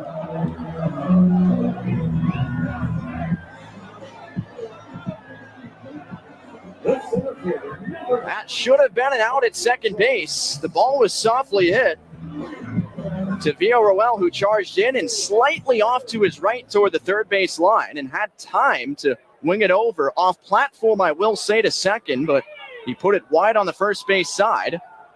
Thus the error. Next pitch grounded down the first base line behind the bag, and a stumble, and another error by the Chiefs brings home a run. This time it's Trice who reaches on the miscue.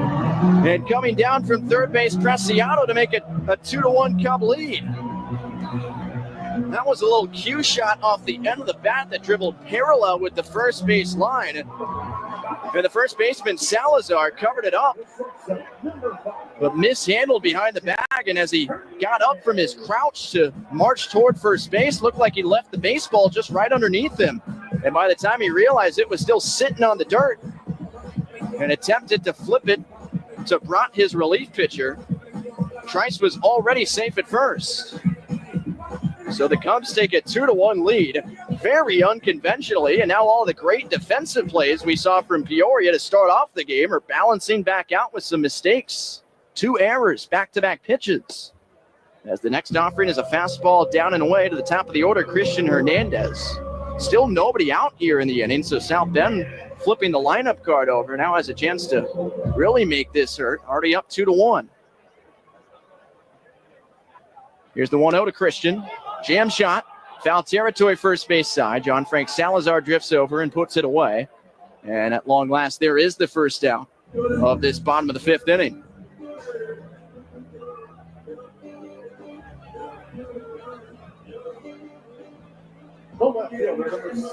Two runs already home in this half frame for the Cubs to turn what was a 1-0 setback into a 2-1 advantage. And now Andy Garriola, the left fielder, steps in. First pitch to him, a fastball at 94 that tails down and away for a ball. It is a weird full line score right now, isn't it? 2-1-1, 1-0-2. Peoria still without a hit. They've got a run. Both teams have more runs than hits, which is an odd thing to say in the fifth inning as Garriola takes the 1-0 on the ground to short. Jump throw to second is this time on target by Villarroel. Gazdar did have to go to the seat of his pants to field that ball, but he stays on the bag. And the lead runner traces a race, reaching on the fielder's choice at first, Garriola. And now 2 outs and a man on for Brian Calmer, the first baseman.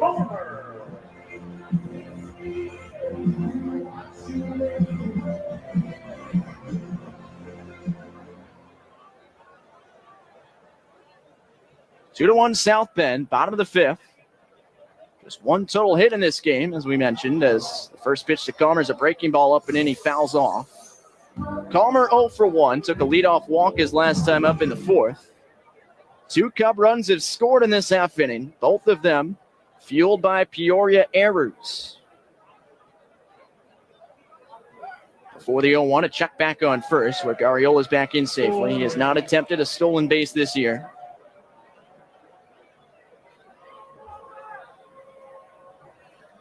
Trice, by the way, did pick up an RBI on his reach on error play down to first.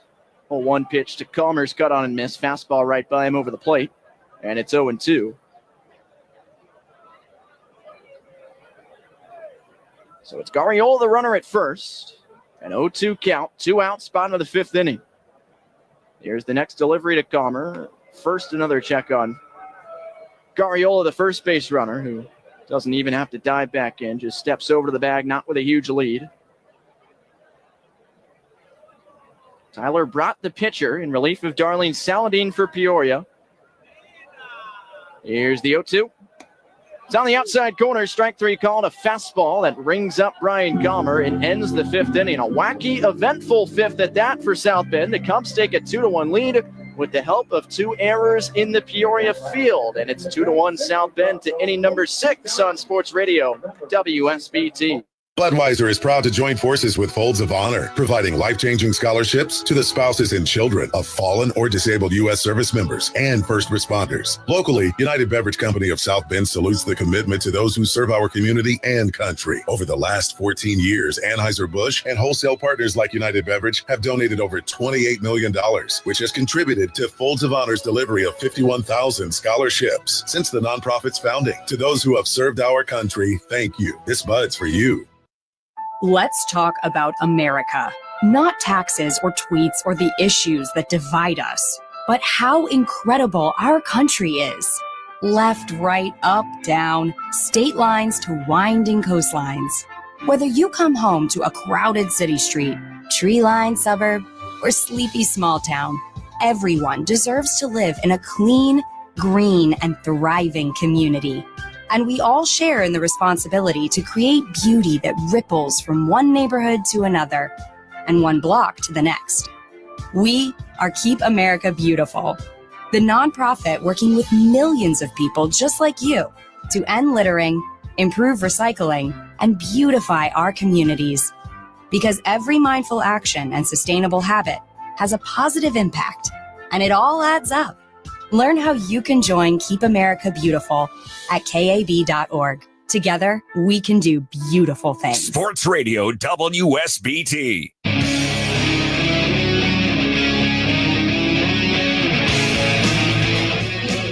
Top of the sixth inning, a goofy and low-scoring ball game. I suppose that's what you'll get sometimes when it's early April, and the temperature is right around 40. Cubs will take it, though. They're up 2-1 as Marino Santi takes the mound again, his second inning of relief, and starts with a foul ball to the top of the chief order. Miguel Villarroel, the shortstop. 2-1 South Bend. Both teams scored in their respective half innings. Peoria 1 run in the fourth, South Bend 2 in the fifth without recording a hit. Here's the 0-1.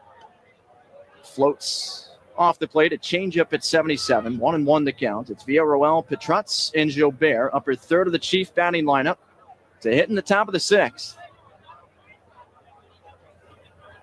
1-1 from Santi. Ground ball left side. Charging in from third base Bowser. He scoops, slings it on the run, and gets it to Calmer in time for the first out. Tyler Reedy, Brendan King with you from Four Winds Field for the second time this year. It was a successful Tuesday night home opener for the Cubs, a 5-3 win, so they're 1-3. Peoria, meanwhile, trying to get off that schneid. An 0-4 start to the season for Roberto Espinoza, the first-year manager, and the Chiefs. Lefty-lefty matchup now. Left fielder Ian Pertutz cues the first pitch foul off to the third base side, and in fact, into the Peoria dugout. Petrutz, a strikeout victim against the starting pitcher Jackson Wiggins in the first. Then he grounded out to third base to end the top of the third.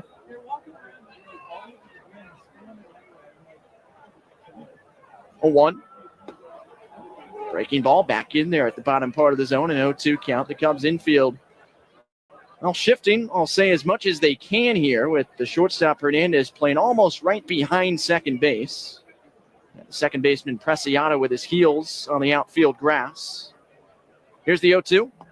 Big cut and a miss. Nasty breaking ball. Had Petrutz chasing butterflies up there. And it's a 3-pitch strikeout. A nice one at that for Santi. No, that's more than a defensive swing. That's just a I completely fooled you swing. And take a seat. That's nasty from Marino Santi. He has set down 4 in a row since issuing the leadoff walk to Trey Page in the top of the fifth. Now he moves on with 2 outs and the bases empty to Braden Jobert, the designated hitter. First pitch on the way.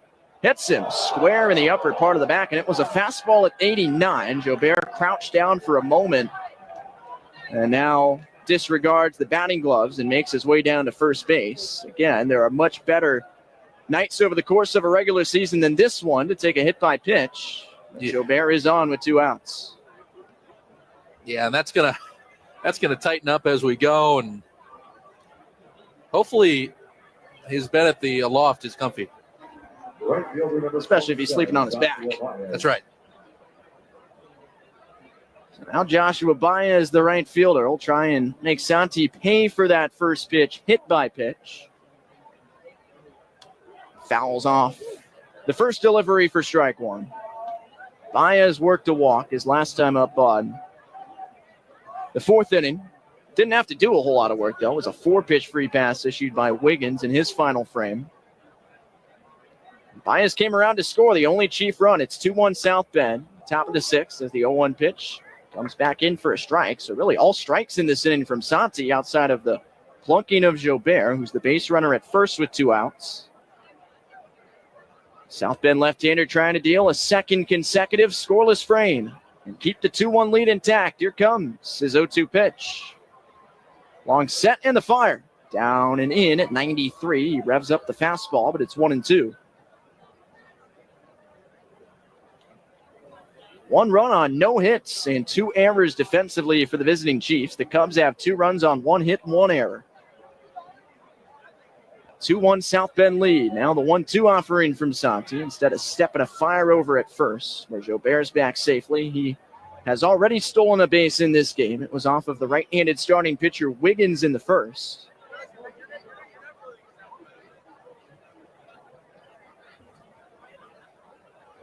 Baez awaiting the 1-2 at the plate. Here it comes from Santi. Out in front of it, fouled off down the left side into the Chief bullpen. Remains 1-2 against the cleanup hitting Peoria right fielder. Put up good numbers against South Bend last year. 4 home runs, 8 RBI in 13 games. He homered off of Santi in late July last season. Going to be hard to do that on a night like this one. Here's Marino's 1-2.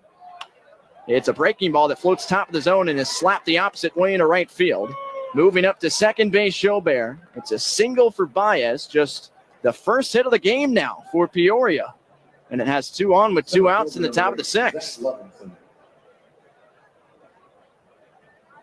Well, we were getting towards watch territory. 2 outs in the 6th. Of course, the Cubs' last no-hitter came against these Chiefs, 2023. Well, last Joshua Baez changes that hit column up for the visitors and draws a brief conversation on the hill between Miguel Pabon, the backstop, and Marino Santi. Home plate umpire Connor Crowell signaling to Nick Lavello and company in the Cubby dugout the amount of mound visits they have remaining. 2 on, 2 out here for Peoria. Tying run at second base. It's a 2-1 lead for South Bend in the top of the 6th. Zach Levinson, the center fielder, at the dish. First pitch. In there, a fastball at 92 for a strike. All of this started for Peoria with 2 outs and the bases empty. Jobert was hit by a pitch on the first offering from Santi, and then Baez struck an opposite way single with 2 strikes. Now the 0-1. Breaking ball lifted to the right side into foul territory. Calmer's got a long way to go toward the bullpen. He puts it away, tracking it down in motion to record the 3rd out in between the mound and the plate in the South Bend pen. A scoreless top of the 6th with 2 left on for Peoria. Still 2-1 Cubs on Sports Radio WSBT. At United Federal Credit Union, we'd like to be the first to say welcome home with a mortgage loan made just for you. Whether you're looking for a construction or lot loan for your future dream home or a mortgage for a home you can move into right away, our expert advisors will help you find the way to your new front door. Get started today with our easy online application at unitedfcu.com/mortgage. United Federal Credit Union. We get you. Insured by NCUA, Equal Housing Lender, NMLS number 471962. Wakarusa Ag is your full-service equipment dealer with expertise in agricultural, construction, and residential equipment. Wakarusa Ag is ready to help with whatever needs you may have. Get ready for outdoor projects and cleanup with Steel and Echo's full line of power tools, chainsaws, leaf blowers, and trimmers. Check out their Bad Boy lawnmowers or their Skag zero-turn lawnmowers. Wakarusa Rental Services offers rental equipment for farmers or construction projects. Wakarusa Ag and Rentals on Nelson's Parkway and State Road 19 in Wakarusa or online at wakarusaag.com. Okay, team, we gotta try something new. Something big. Something like the new Mega Millions. With automatic multipliers on every play. Non-jackpot prizes start at $10 and go up to 10 million. Coach, what about the game? This is the game. Now get out there and try for a win! Every play is automatically more mega with the new Mega Millions from the Hoosier Lottery. Must be 18 or older to play. Please play responsibly. Sports Radio WSBT.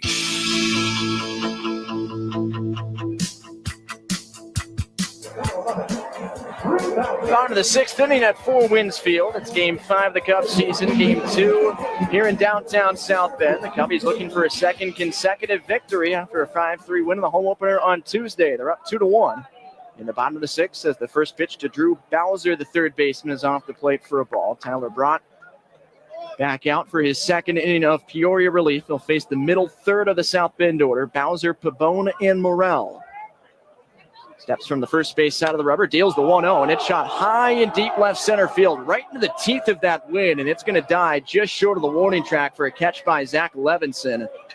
That was good contact by the powerful Drew Bowser, but again, not the kind of night for it.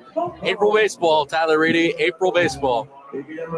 Talked with Nate Spears around the cage today at BP, and Spears is pointing out just how many balls were hit in the air today at batting practice, which would have been out of the yard. It is just something you got to deal with. First pitch to the catcher, Miguel Pabon. I think there was a ball hit by Reginald Preciado to a similar spot in the ballpark there in BP, right at the end of, I think, his last round, where he just left the turtle shell with a look of exasperation, like, A, it's pretty deep out there, and B, the ball's not going anywhere. 1-1 the count now on a looking strike to Pabon. He's 0 for 2 with a fly out to center and a strikeout. 1 out, base is empty, bottom of the 6th, 2-1 South Bend. Here's Brott's delivery. It's cut on a miss. Good, sharp breaking ball down in the dirt. And now a 1-2 count against the Cub catcher.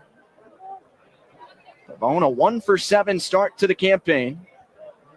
Making his first start behind the dish in Saturday's extra inning loss to Beloit. Waiting on a 1-2 from Tyler Brott. Steps and brings it home. Line sharply the other way, foul. That'll catch the top of the hill beyond the right field corner. The fan will scoop it up and look for a kid to toss it to. Ooh, what a catch. You see that? Yeah. Green sweatshirt. Well done. No, he swiped that away. That was going for the kid behind him. 1-2 pitch again off the plate, 2-2.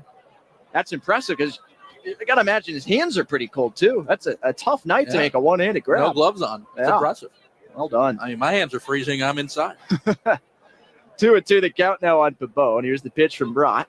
Breaking ball right past him over the plate. Swing and a miss for a strike. And Pabone's retired on the K for a second time. 2 up, 2 down for Brott in the 6th. And now 2 outs, bases empty for Rafael Morel.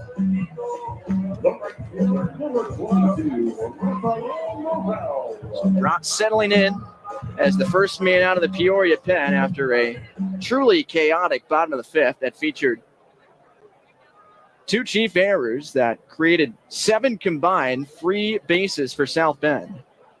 First pitch fastball misses high to Morel. He's 0 for 2, lined out to right field in the 2nd, and grounded into an inning-ending fielder's choice in the 4th. Here's the 1-0 pitch. Downstairs, out of the zone at 88. 2 balls, no strikes.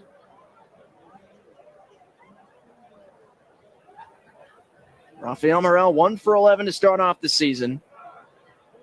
He and many of these Cup hitters will look for a little bit more of a kickstart as the series progresses and the weather gradually gets warmer. Might hit 60 on Sunday. Fingers crossed as the 2-0 breaking ball leaps in for a strike.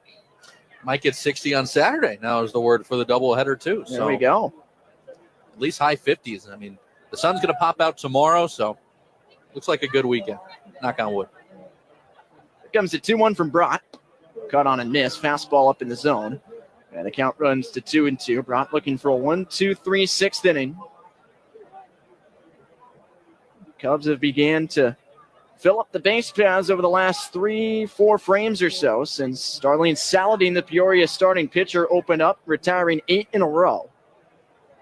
Here comes Brott's 2-2 pitch, looking for a 1-2-3 frame, and he just misses the bottom part of the zone with his breaking ball. Morel takes it and runs the count full with the designated hitter Armas waiting on deck.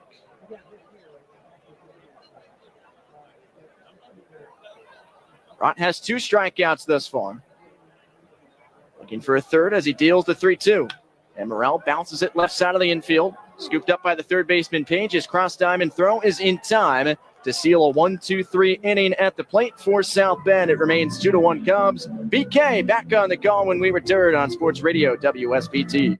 Thinking about replacing your windows or doors but don't know where to start? Pella South Bend is here to help you from conception to completion. Pella has been serving homeowners for 100 years by providing the highest quality products and attention to detail, all backed by the industry's best warranty. For the month of April, receive 0% financing for 5 years or 55% off qualifying installations. Come see us at our showroom on Grape Road. Give us a call at 574-243-9014 or visit PellaSouthBend.com. Celebrate a century of exceptional craftsmanship with Pella. Budweiser's weekday sports beat. If you're Notre Dame football, you want to end every season in the national championship game. But I think this offseason will be very intriguing for the Fighting Irish. Your last game of last season was on January 20th. How does that affect the way you attack spring practice? Do you have 15 practices? Do you have to be more concerned about injuries? A lot of unknowns for the Irish this offseason. Weekdays at 5. Sports Radio WSBT. I can't believe he found them. He seems sorry. We very clearly told him not to look up there. I'm honestly impressed that he was able to do it. Right? What did he balance on that big chair? Yeah, I mean, I guess he'll just know what his gifts are this year. I really thought we had hidden them well. If they can find their presents, they can find a gun. 911, what is your emergency? Every day, 8 kids and teens are unintentionally killed or injured by loaded and unlocked guns. Learn how to make your home safer at endfamilyfire.org. Brought to you by the Ad Council and End Family Fire. Sports Radio WSBT.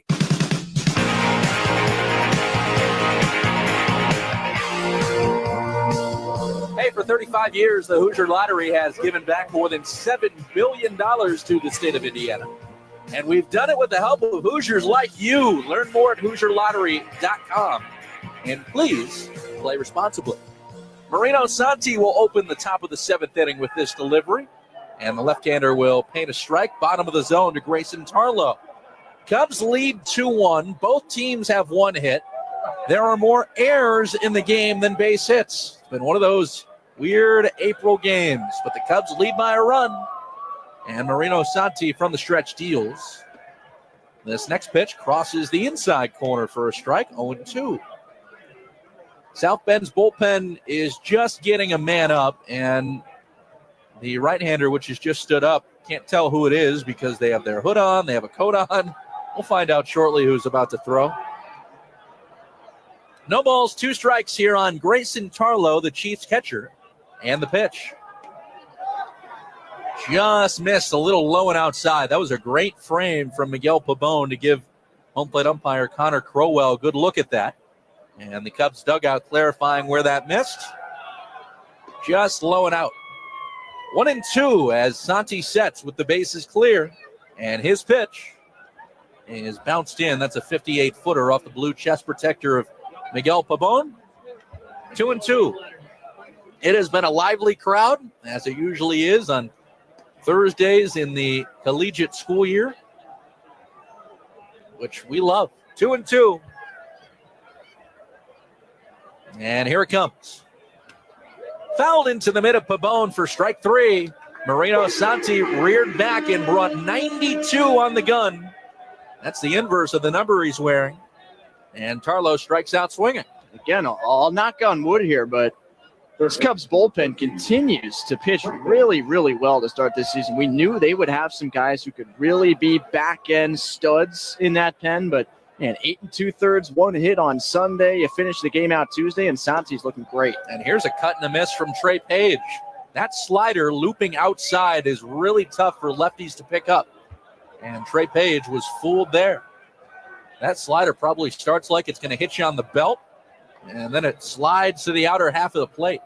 0-1 is another one that's chopped slowly over the mound to a charging Preciado, throwing on the run and getting Trey Page in time. Not an easy play. Page broke his bat, and the ball just was a grass cutter over the mound and out to second base, where Preciado was able to gobble it up and get it on to Calmer. 2 up, 2 down in the 7th. And the batter is John Frank Salazar. Cubs leading 2-1. The Cubs getting both of their runs in the 5th. And here's the pitch. Salazar will take a ball outside.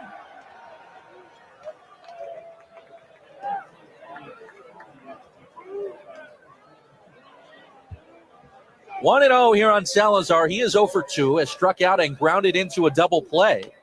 And he'll scoop one in the air towards the right side. That's going to go out of play. And as Tyler pointed out at the time, South Bend has converted 2 double plays in the game. 6-4-3 to end the 4th. 5-4-3 to erase a leadoff walk in the 5th.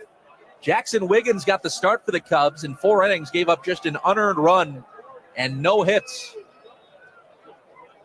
Here comes the 1-1. Another pop fly, foul ground. Calmer might have a shot at it in the Cubs bullpen. Calmer makes a jumping catch, literally identical to what he did a couple innings ago. That's a carbon copy of what Calmer did in the 6th. It's a 1-2-3 7th inning for Marino Santi, and it's time to stretch. Cubs lead 2-1 in the 7th on Sports Radio WSBT. Hey, this is Carrie Peugeot. I do the weather in the mornings on WSBT. I wanted to let you know this summer is going to be an amazing time for you. You're going to have some long weekends. Maybe you're going to take a much needed vacation or sneak in some fishing after work. Whatever it is, it'll be great for you. And I want you to enjoy it. So before you pack your bag or buy your bait, take a minute and get the forecast from me. Have a great summer. Watch meteorologist Carrie Peugeot on WSBT 22. As humans, we ask ourselves all kinds of questions. But what if we were forced to ask ourselves a question every day that affected the outcome of the most basic things, the most important things in our lives? The question is, What is your sexual orientation or gender identity? And the answer is the difference between keeping your job or getting fired. The answer is the difference between staying in your home or getting evicted. The answer is the difference between receiving medical treatment or not. Because in 31 states, it's legal to discriminate against people based on their answer to this question. LGBT Americans have the right to say I do, but they don't have the same basic rights as everyone else. Get the facts at beyondido.org. Brought to you by the Gill Foundation and the Ad Council. WSBT South Bend, WQIQ and W291DK St. Joseph Sports Radio WSBT. The seventh inning stretch complete here at Four Winds Field, and the Peoria Chiefs, their bullpen gets a chance to stretch. New man comes in, right-hander Hunter Hayes, a 6'2", 194-pound righty, takes over in this bottom of the seventh. Ariel Armas up first, and he'll take one low for ball one. Cubs lead 2-1. Both teams in this game, Peoria and South Bend, have one base hit each. Here's the pitch to Armas, and Ari will take a big curveball for a strike from Hunter Hayes. Hayes, a 16th round pick of the Cardinals in 2022 from Citrus Heights, California. Big right-hander with a 1-1, low and away. Hayes, the third pitcher of the game for Peoria. Darlene Saladin got the start. 4 innings, he allowed just an unearned run. We saw Tyler Brott work 2 innings. He didn't allow a hit, just the unearned run as well. And again, as Armas takes a strike, 2-2. 2 key errors by the Chiefs gave the Cubs both of their runs in the 5th inning. The Chiefs scored first, and they also got their run on an error. So all runs in the game on miscues. And again, there is some time left. We're only at the bottom of the 7th, but I'm not sure if I've ever seen a game where the winning team won 2-1 and both teams had a singular hit. How about you? I can't think of one. I mean, you've done a lot of college games, I know, but yeah, I mean, usually you see a lot more runs because there's some walks in there, but 2-2 is looped in the air, up in the night sky out towards shallow right. A triangle of Chiefs are there, and it's going to be the second baseman Gazdar calling off Salazar and Baez to make the snag. Armas pops out. I mean, generally, when was the last time you saw a game end with more combined runs than hits? That's in play, too. It's 3 for the runs. It's 2 for the hits right now. I mean, it's strange, but hey, you see something new in baseball every day. It really does hold true. This has been unusual for sure, but Reggie Preciado swings through a big breaking ball. You'll take the win any way you can, and that's probably what Nick Lovello is thinking over at third right now, coaching at the bag. Cubs started the season 0-3, and with the lead on the verge of getting 2 back. Swing and a miss by Preciado.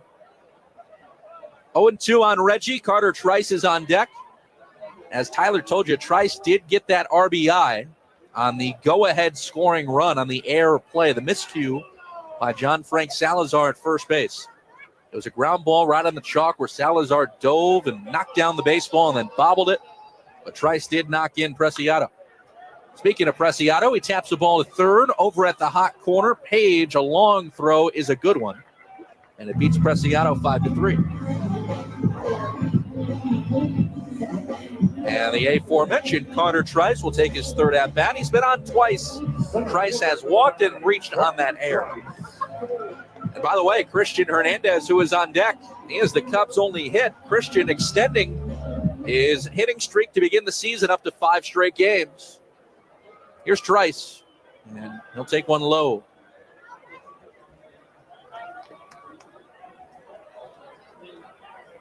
Hunter Hayes looking to hang a 0 for Peoria. And the Chiefs will then have 6 outs to work with the rest of the night. Trice powers one on a line drive, but it's a sinking liner into the mid of Gazdar at second, and that's going to end the inning. Trice hit it hard, kind of in frustration, throws the bat as he remains hitless to begin the season. But the Cubs remain in that 2-1 lead because of Carter Trice, and we go to the 8th on Sports Radio WSBT. What's that sound? That's the sound of Downy Unstoppable scent beads going into your washing machine and giving your clothes freshness that lasts all day long. There it is again. It's like music to your ears, or more like music to your nose. That freshness is irresistible. Let's get a Downy Unstoppables bottle shake. And now a sniff solo. Nice. With Downy Unstoppables, you just toss, wash, wow, for all day freshness. Some knowledge belongs to us and us alone. The way our girlfriends walk, talk, touch their hair. Details that only a sister can know about her girls. But what about our other girls? The ones we carry with us every day. Our bond with our sister girls gives life. But knowing your breast can save it. Go to knowyourgirls.org for the facts you need on breast health. Brought to you by Susan G. Komen and the Ad Council. I got smart about mortgages. Now it's my house I go home to. I got smart about credit cards. Now paper or plastic has a whole new meaning. When it comes to your money, whatever you want to get smart about, you can find it at smartaboutmoney.org. Smartaboutmoney.org is a free online resource from the National Endowment for Financial Education. We're an independent nonprofit foundation dedicated to helping people just like you get sound information about money. Smartaboutmoney.org. It's the easy place to start when you want to get smart. Sports Radio WSBT.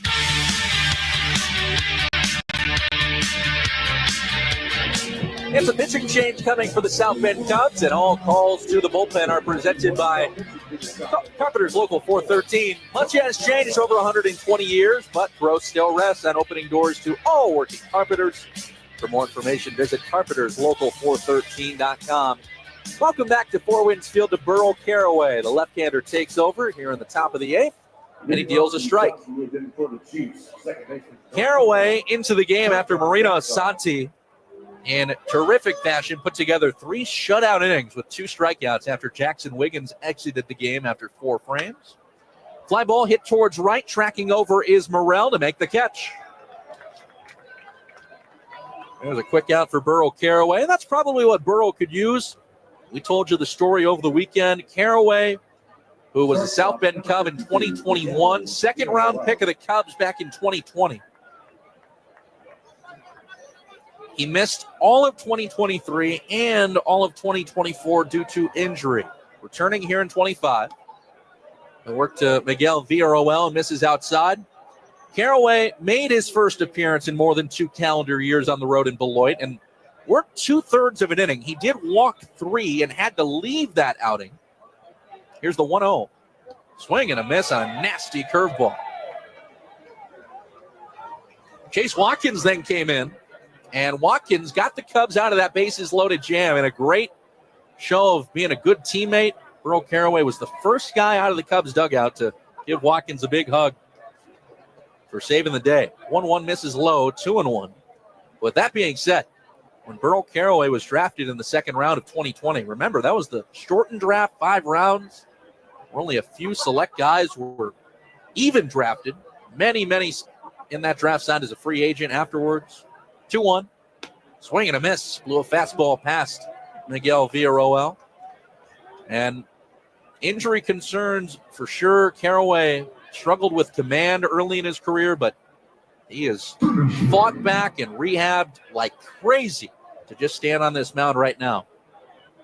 And he's set for a 2-2. Here comes the southpaw. This is in the dirt. Miguel Pabon scooped up that ball and kind of gave a thumbs up back to Caraway, saying that's exactly what you want to do. Trying to get Villarroel the chase. But now it's full.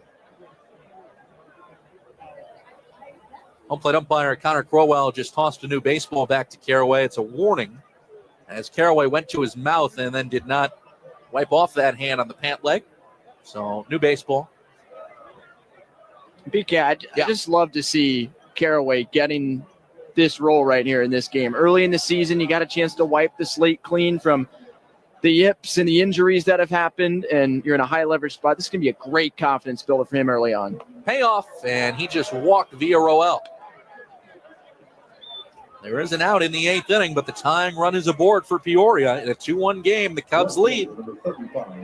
As Tyler told you earlier, the Cubs have turned a couple double plays. Now would be a great time for a third. But no, feel good story for sure. No, 100%. And now you're going to get two lefty-lefty matchups. It's interesting in terms of batting average all the way back in 2021, really his last full season. Caraway, as he misses high to start Petrutz, was quite a bit better against the right-handed hitters than the lefties. So we'll see if 4 years later that relates to anything here against Petrutz and Jobert. But you just got to throw strikes, use your defense. Yeah, Burrow has had a lot of time to think about these types of moments. Being back in a competitive setting, he'll throw to first to check on Villarroel, who's back standing. But even though Caraway did have his struggles when he was originally a South Bend Cub, he was a part of a no-hitter back in 2021. Cubs no-hit the Fort Wayne Tin Caps on the road at Parkview Field. Here comes the 1-0. And it's pulled over to second. Backhanded play, Preciado. Diving throw is wild, and everybody's going to be safe. But taking off for third is now Villarroel, and he's going to stop there. Taking second is Petrutz. Oh, boy. Preciado dove for the ball at second, and then as he was falling to the dirt, he tried to flip a throw off to Hernandez at short. It was a wild throw. Great heads-up base running by Villarroel, who took off towards third because Drew Bowser was backing up the shortstop Hernandez. So there was then nobody at third, and Villarroel was able to take that bag freely. Petrutz goes to second, and it's going to be an E4.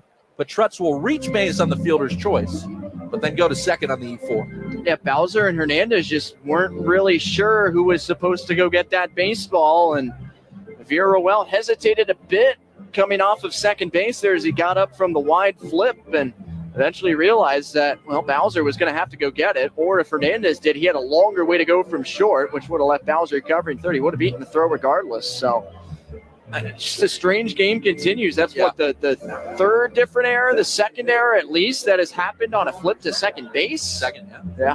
Both teams have made that mistake. Yep, well, second one. Here we go. Cubs will bring the infield in, and Peoria has runners at second and third.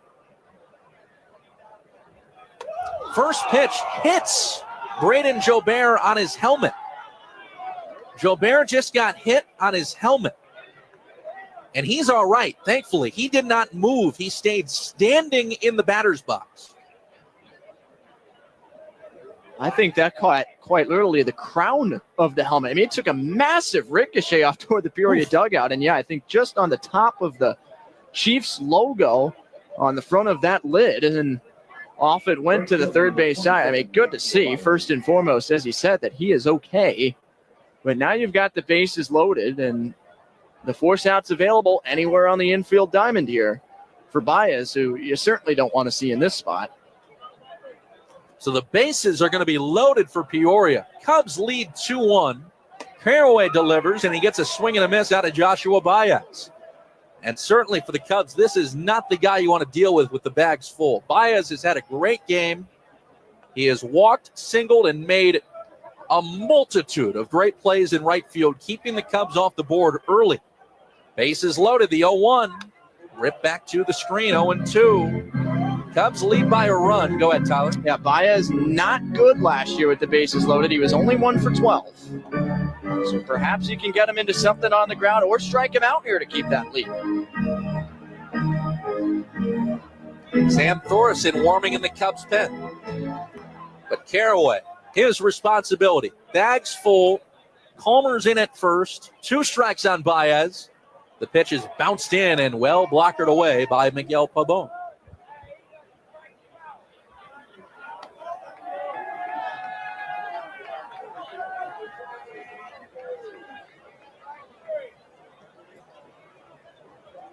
Cubs lead 2-1. Both teams have made 2 errors.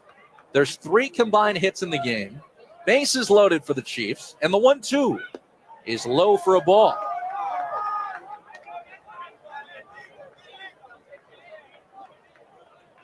It is 2-2.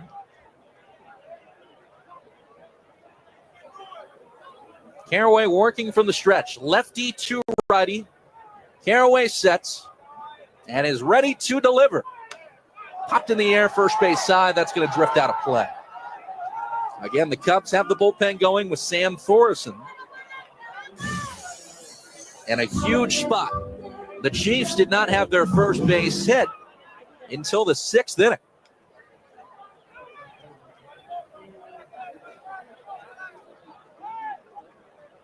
It's 2-2. And here it comes. Powered to deep center.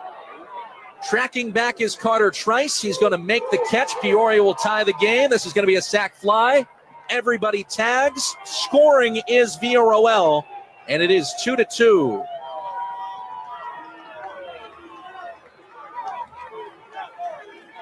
Wait, hold on here. Home plate umpire Connor Crowell is making some kind of notion. He's pointing at the plate. It's a tie game at 2. And Peoria's got a runner on first. Yeah, is Joshua Baez standing at first? What could that be about? Nick Lavello out chatting with Connor Crowell.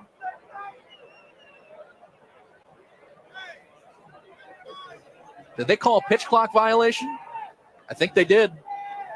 Yeah, good catch. It's a pitch clock violation, and it's going to be an automatic ball, of course, and that means it's going to be ball 4. And that's worse than the sack fly. Yeah, it is. So there's still only one out.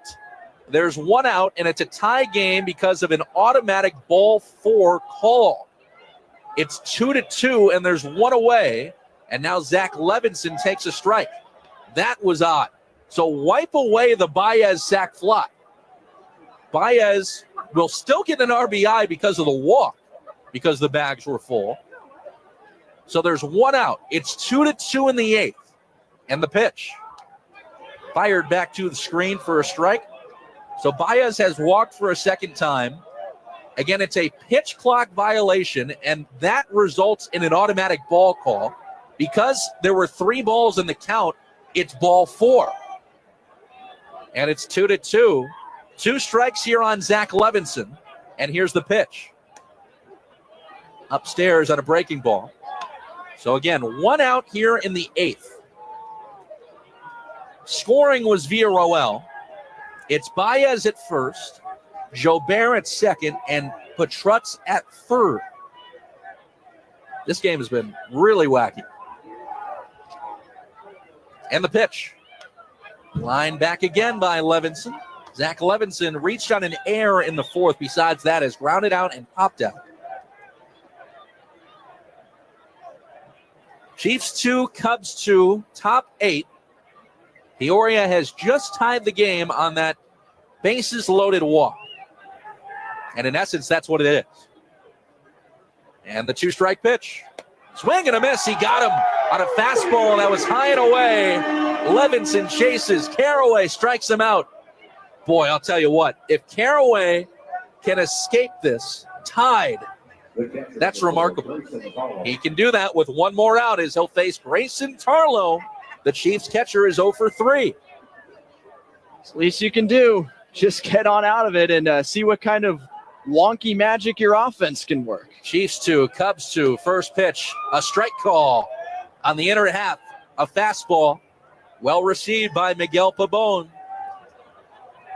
All runners lead. Baez at first, Jobert at second, Petrutz at third. Bags full for the Chiefs. 2-2 game, 8th inning, the pitch. Not close on a breaking ball inside, 1-1. And of course, there is nowhere to put Grayson Tarlow. With a walk or a balk or anything, Peoria would take the lead. Thorson ready in the Cubs pen if needed. The 1-1. A little dribbler hit foul to the left side. Foul ball. And it's 1-2. Chilly night in the low 40s. The wind breezing in from center. It got dark a while ago. Just about 2 hours into tonight's game. This is game 2 of the 6-game series. Postponed yesterday. 2-2 game, 2 strikes. Here's Caraway. Ground ball back to the mound. Caraway's got it. He's going to jog to first and flip underhanded to Calmer. And Burrow Caraway gets out of an enormous jam with limited damage. Chiefs get a run. They tie it at 2. But the Cubs with a defensive stand in the 8th on Sports Radio WSBT. This summer, we're going from minor league baseball to major fun. Whether you're just stopping by or looking for that Grand Slam getaway, Wyndham rewards everyone. Start earning points on your next qualified by Wyndham hotel stay and redeem them for minor league baseball tickets and experiences all summer long. Not a Wyndham Rewards member? Join for free at WyndhamRewards.com. Restrictions apply. Visit WyndhamRewards.com for more details. When someone hears the words, "You have cancer," it's one of the darkest moments in their life. Light the Night brings light to the darkness of cancer by uniting survivors, patients, and supporters in the cause to end cancer. Friends, families, and coworkers form a community of hope, raising funds in support of the Leukemia and Lymphoma Society. Together, we walk with lanterns held high to light the path to cures. Last year alone, the FDA approved 18 new drug therapies and treatments to treat blood cancers. The impact of LLS-supported research goes beyond blood cancer. The discoveries made in blood cancer research have led to breakthrough treatments for many cancers and other serious diseases. When we walk, cancer runs. Join the movement to end cancer today. Visit us at lightthenight.org. Sports Radio WSBT.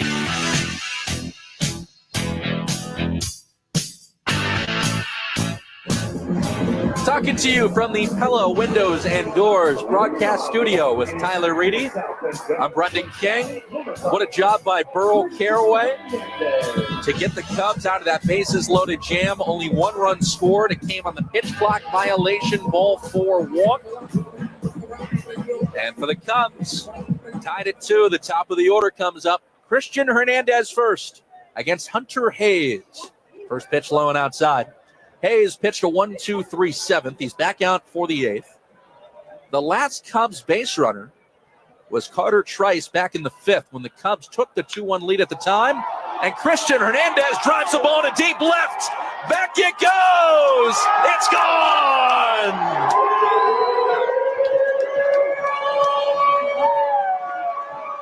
You need a base runner? You got him. Christian Hernandez, a solo homer. It's a Hoosier Lottery home run. And the Cubs have taken the lead right back. It's 3-2.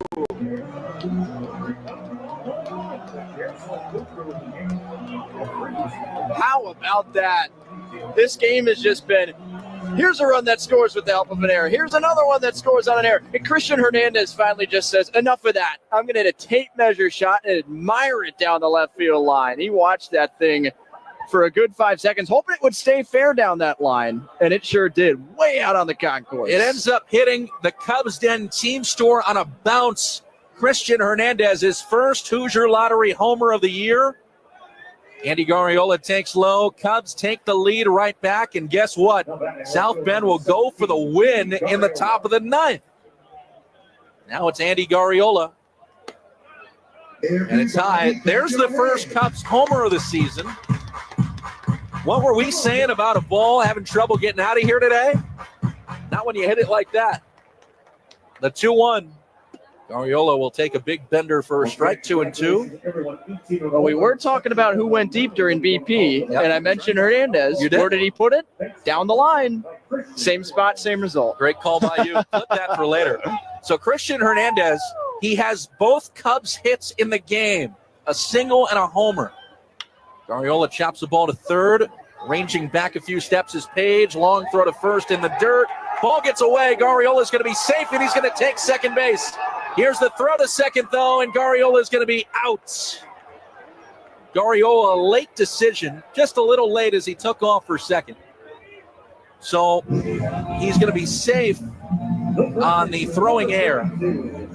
And guess who just made another very strong defensive play for Peoria? Joshua Baez. He backed up that play a lot faster than most would coming in from right field. And I think Garriola was a little bit surprised by how far up he had come by the time that ball got away. And, well, once you make that motion towards second, you can't really stop. Swing and a miss by Brian Calmer. So that's the first out of the 8th. Again, Garriola safe at first on the miscue throw from Page and then thrown out to second. And that's going to go 9-6. A little high to Calmer. Give Garriola the infield single, though.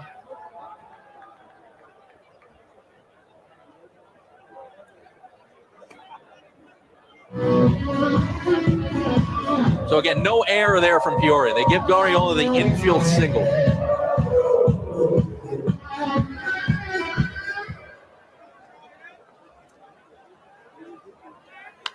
Comer pops the ball up. That's going to drift out of play to the right. Cubs lead 3-2. Start to the inning. Christian Hernandez, a huge homer.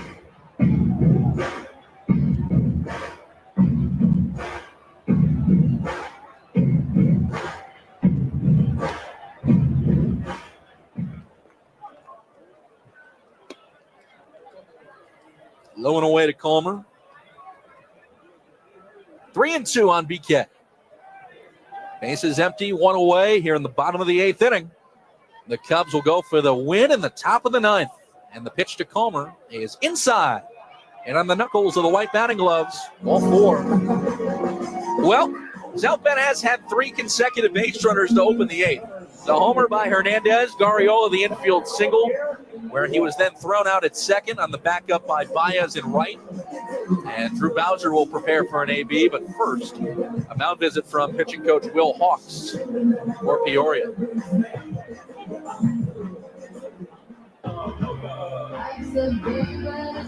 Drew Bowser 0 for 3 in the game. And he will face Hunter Hayes. By the way, all Cubs walks presented by Best One Tire and Auto Care. Zolmans and Montes are proud partners of Best One. You can visit bestonetire.com to find a location near you. Best One, where the best costs less. So let's see here. Christian Hernandez has now got 9 hits on the season. We're going to confirm for you at least going into tomorrow if he holds the single Midwest lead. Here's a little looper hit towards shallow center. This is going to be caught on the run by the center fielder Levinson. Going about halfway to second and patrolling back to first is Palmer. Bowser pops out.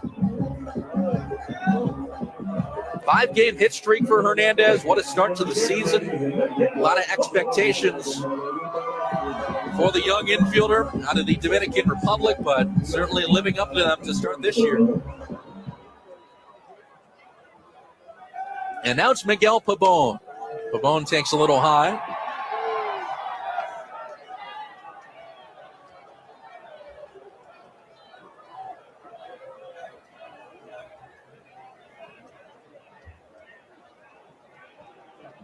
Three-two Cubs, 8th inning. Man at first, the pitch to the righty Pabon is a swing and a miss.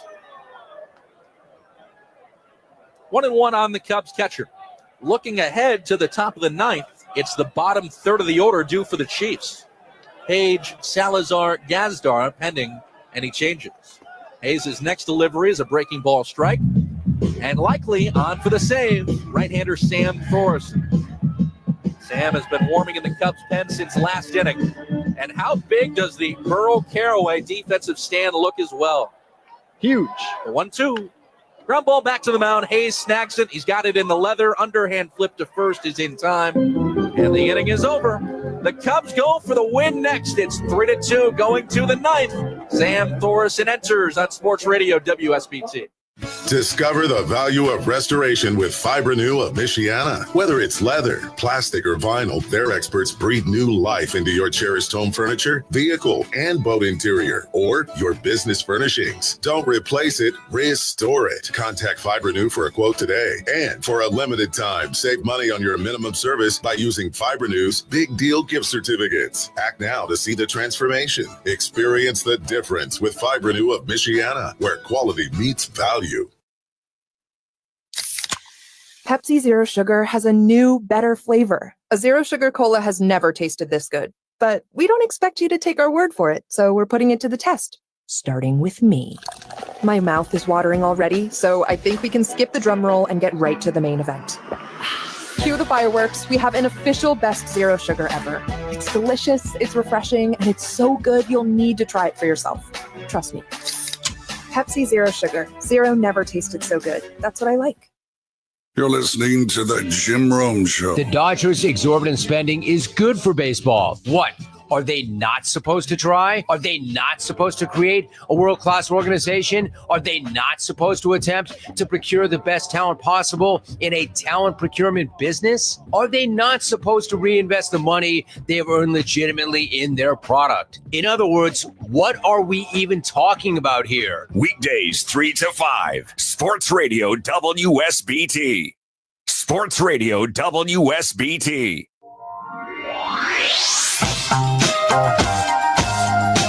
All Cubs calls to the bullpen are brought to you by Carpenters Local 413. Much has changed over 120 years, but growth still rests on opening doors to all working carpenters.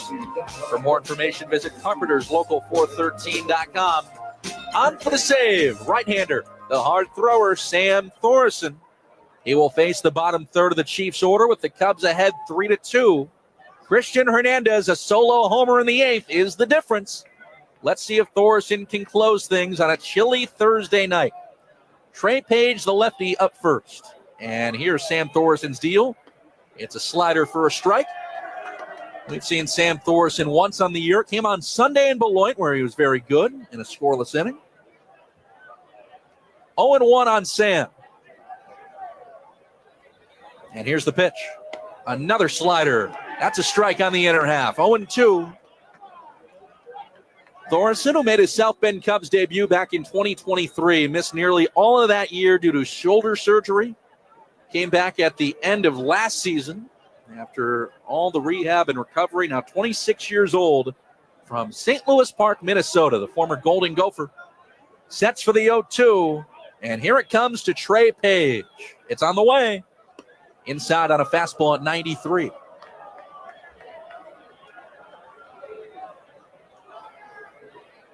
Loyal crowd has stuck along for the end of this one. Cubs looking for back-to-back wins at home. And the 1-2 from Thorson. A dribbler hit foul to the right. South Bend, 3 runs, 3 hits, 2 errors. Deuces are wild truly for the Chiefs. 2 runs, 2 hits, 2 errors. It's 1-2 on Page. In the game, he has reached twice on a couple walks. 1-2. Called strike 3 on a big breaking ball. It hit the outer half, and it froze Trey Page. 1 away in the 9th. That's a backwards K for Sam Thorson.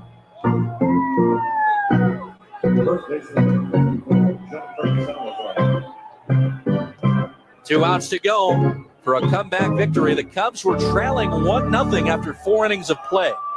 They got 2 runs in the 5th to take a lead. Here's Salazar. Right on right. Thorson starts him with a slider outside. Peoria would ultimately tie it last inning in the 8th. Burl Caraway, though, an unreal job with the bases loaded. Got out of the damage with only 1 run allowed. Swing and a miss by Salazar. Down to 1 knee. Missing that slider. It's 1-1. This is 8 and 9 in the Chiefs' order, due up now and next. Base is empty. Drew Bowser hugs the line at third, and the 1-1. Pulled over to third. Drew Bowser's got it, perfectly placed. Crossfield throw is in time, 2 away. They had John Frank Salazar shifted perfectly. And the Chiefs are down to their final out. The Cubs looking to improve to 2-3 after an 0-3 start. They lead by a run. It's 3-2 in the 9th, and Sam Thorson will face John Yazdar, who is 0 for 3. Here's his pitch. Yazdar checks his swing. It's a strike anyway on a vanishing slider towards the outer black. Please stay tuned post-game here. We'll get you all the highlights. We'll get a scoreboard update. 0-1 as Thorson sets from the stretch and deals. Slider strike call. 0-2. Yazdar has taken back-to-back benders down the chute. 3-2 Cubs, 9th inning, a strike away from a win. Thorson readies at the belt. And he brings it. Slider low. 1-2 on Yazdar. 1 for his first 10 to begin the year is the Chiefs' second baseman. Sam Thorson, a strike away from his first save of the season. The 1-2 pitch. Here it comes.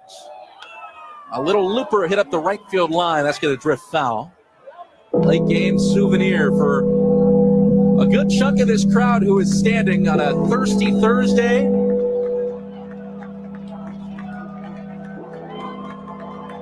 Thorson looks in for a sign from Pabon. He's got one that he likes. He kicks and delivers. Pulled over to third, over the stretching mid of Drew Bowser. It's going to go over him and down the left field line. Extra bases for John Gazdar, and it's a late double. Peoria is alive, down a run. 3-2 game, ninth inning. The Chiefs will have the tying run in scoring position on a 2-out ninth inning double for John Gazdar. And Miguel Villarroel will get a chance to at least tie it. There will be a meeting at the mound here. Miguel Pabon, Cubs catcher, went out to the mound first. And Miguel brought in the rest of the Cubs infield. There is no pitching coach here. George Thanopoulos remains in the Cubs dugout. So this is a Miguel Pabon visit, talking to the entire infield and Sam Thorson. So give Gazdar the double. Cubs lead it 3-2 in the ninth, and both clubs now have 3 base hits on the day. Miguel Villarroel scored the tying run at the time in the 8th. 0 for 3. Here he is batting against Thorson. First pitch, a slider, a tad low.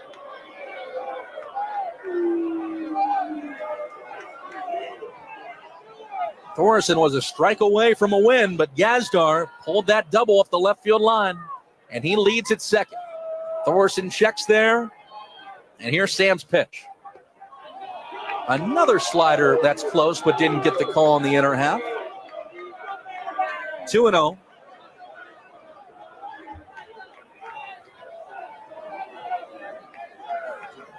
Wind has breezed in from center all game long. The right-hander Thorson with the 2-0. Swing and a miss. That's nasty. Slider with some bite to it on the outer half.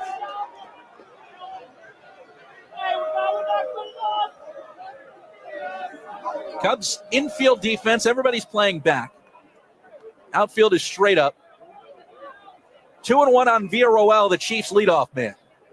And the pitch. Swing and a miss on another slider. That one's even nastier. It was a 58-footer that Villarroel went fishing for.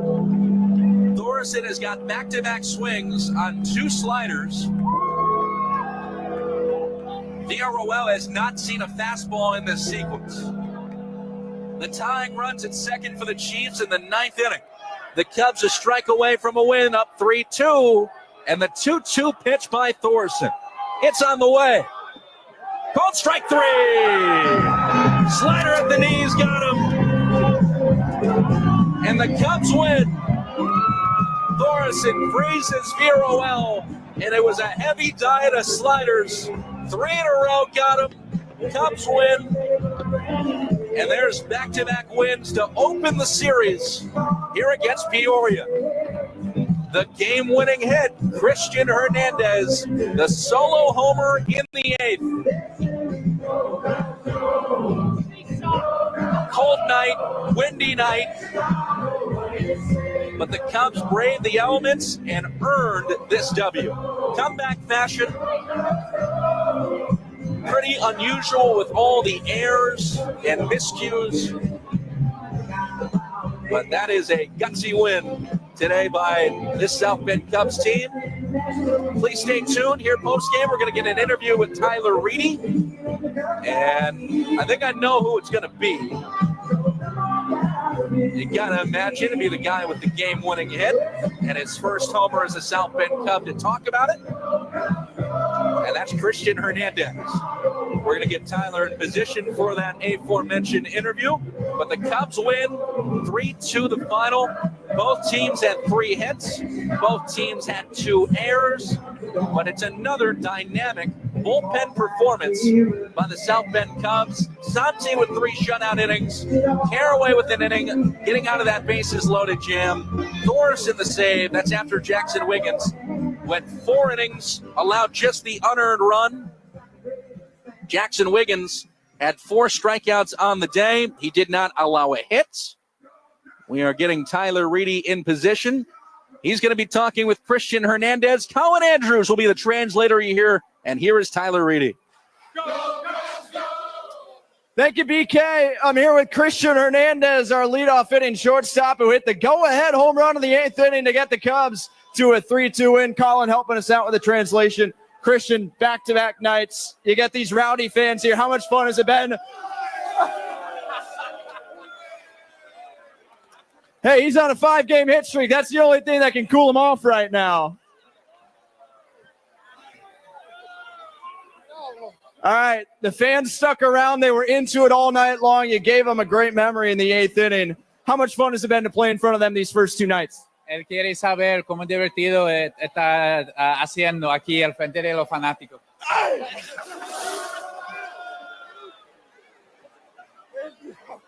Well, that's just cruel when it's 35 degrees. Come on now, guys. Come on. All right, about the fans. Los fanáticos, Dino, ¿cómo está divirtiendo usted? Padre, súper feliz por ayudar al equipo esta noche a una victoria. I'm really, really happy that we won tonight. I'm really happy to play in front of these fans. Totally. Now walk me through that 8th inning. You come up there. Peoria just tied the game, and you hit a no-doubter down the left field line. What were you expecting? What did you get? And how did that moment play out? Fue un empate cuando tú estabas en el plato, claro, y él dijo que estaba predicando, que pensaba que el pitcher va a tirarte. Hacer swing un buen picheo, agresivo y enfocado a la recta. He wanted to be really aggressive and stay on the fastball and wanted to be focused at the plate. All right, thank you, Christian Hernandez. The Cubs are 2-0 at home, a 3-2 win tonight. Back to you, BK. All right, Tyler Reedy, a spectacular job. Christian Hernandez, his first home run as a South Bend Cub, and he watched it fly. Hernandez on a 5-game hitting streak to open the season. He's got 8 base hits, and that may give him the lone Midwest lead. We will have to see as we go later on tonight, and we'll see how the rest of the games go final. You will hear the highlight call of Christian Hernandez and his game-winning home run, as well as much more on the post-game show. That follows next. Cubs win 3-2 on Sports Radio WSBT. At United Federal Credit Union, we'd like to be the first to say welcome home with a mortgage loan made just for you. Whether you're looking for a construction or lot loan for your future dream home or a mortgage for a home you can move into right away, our expert advisors will help you find the way to your new front door. Get started today with our easy online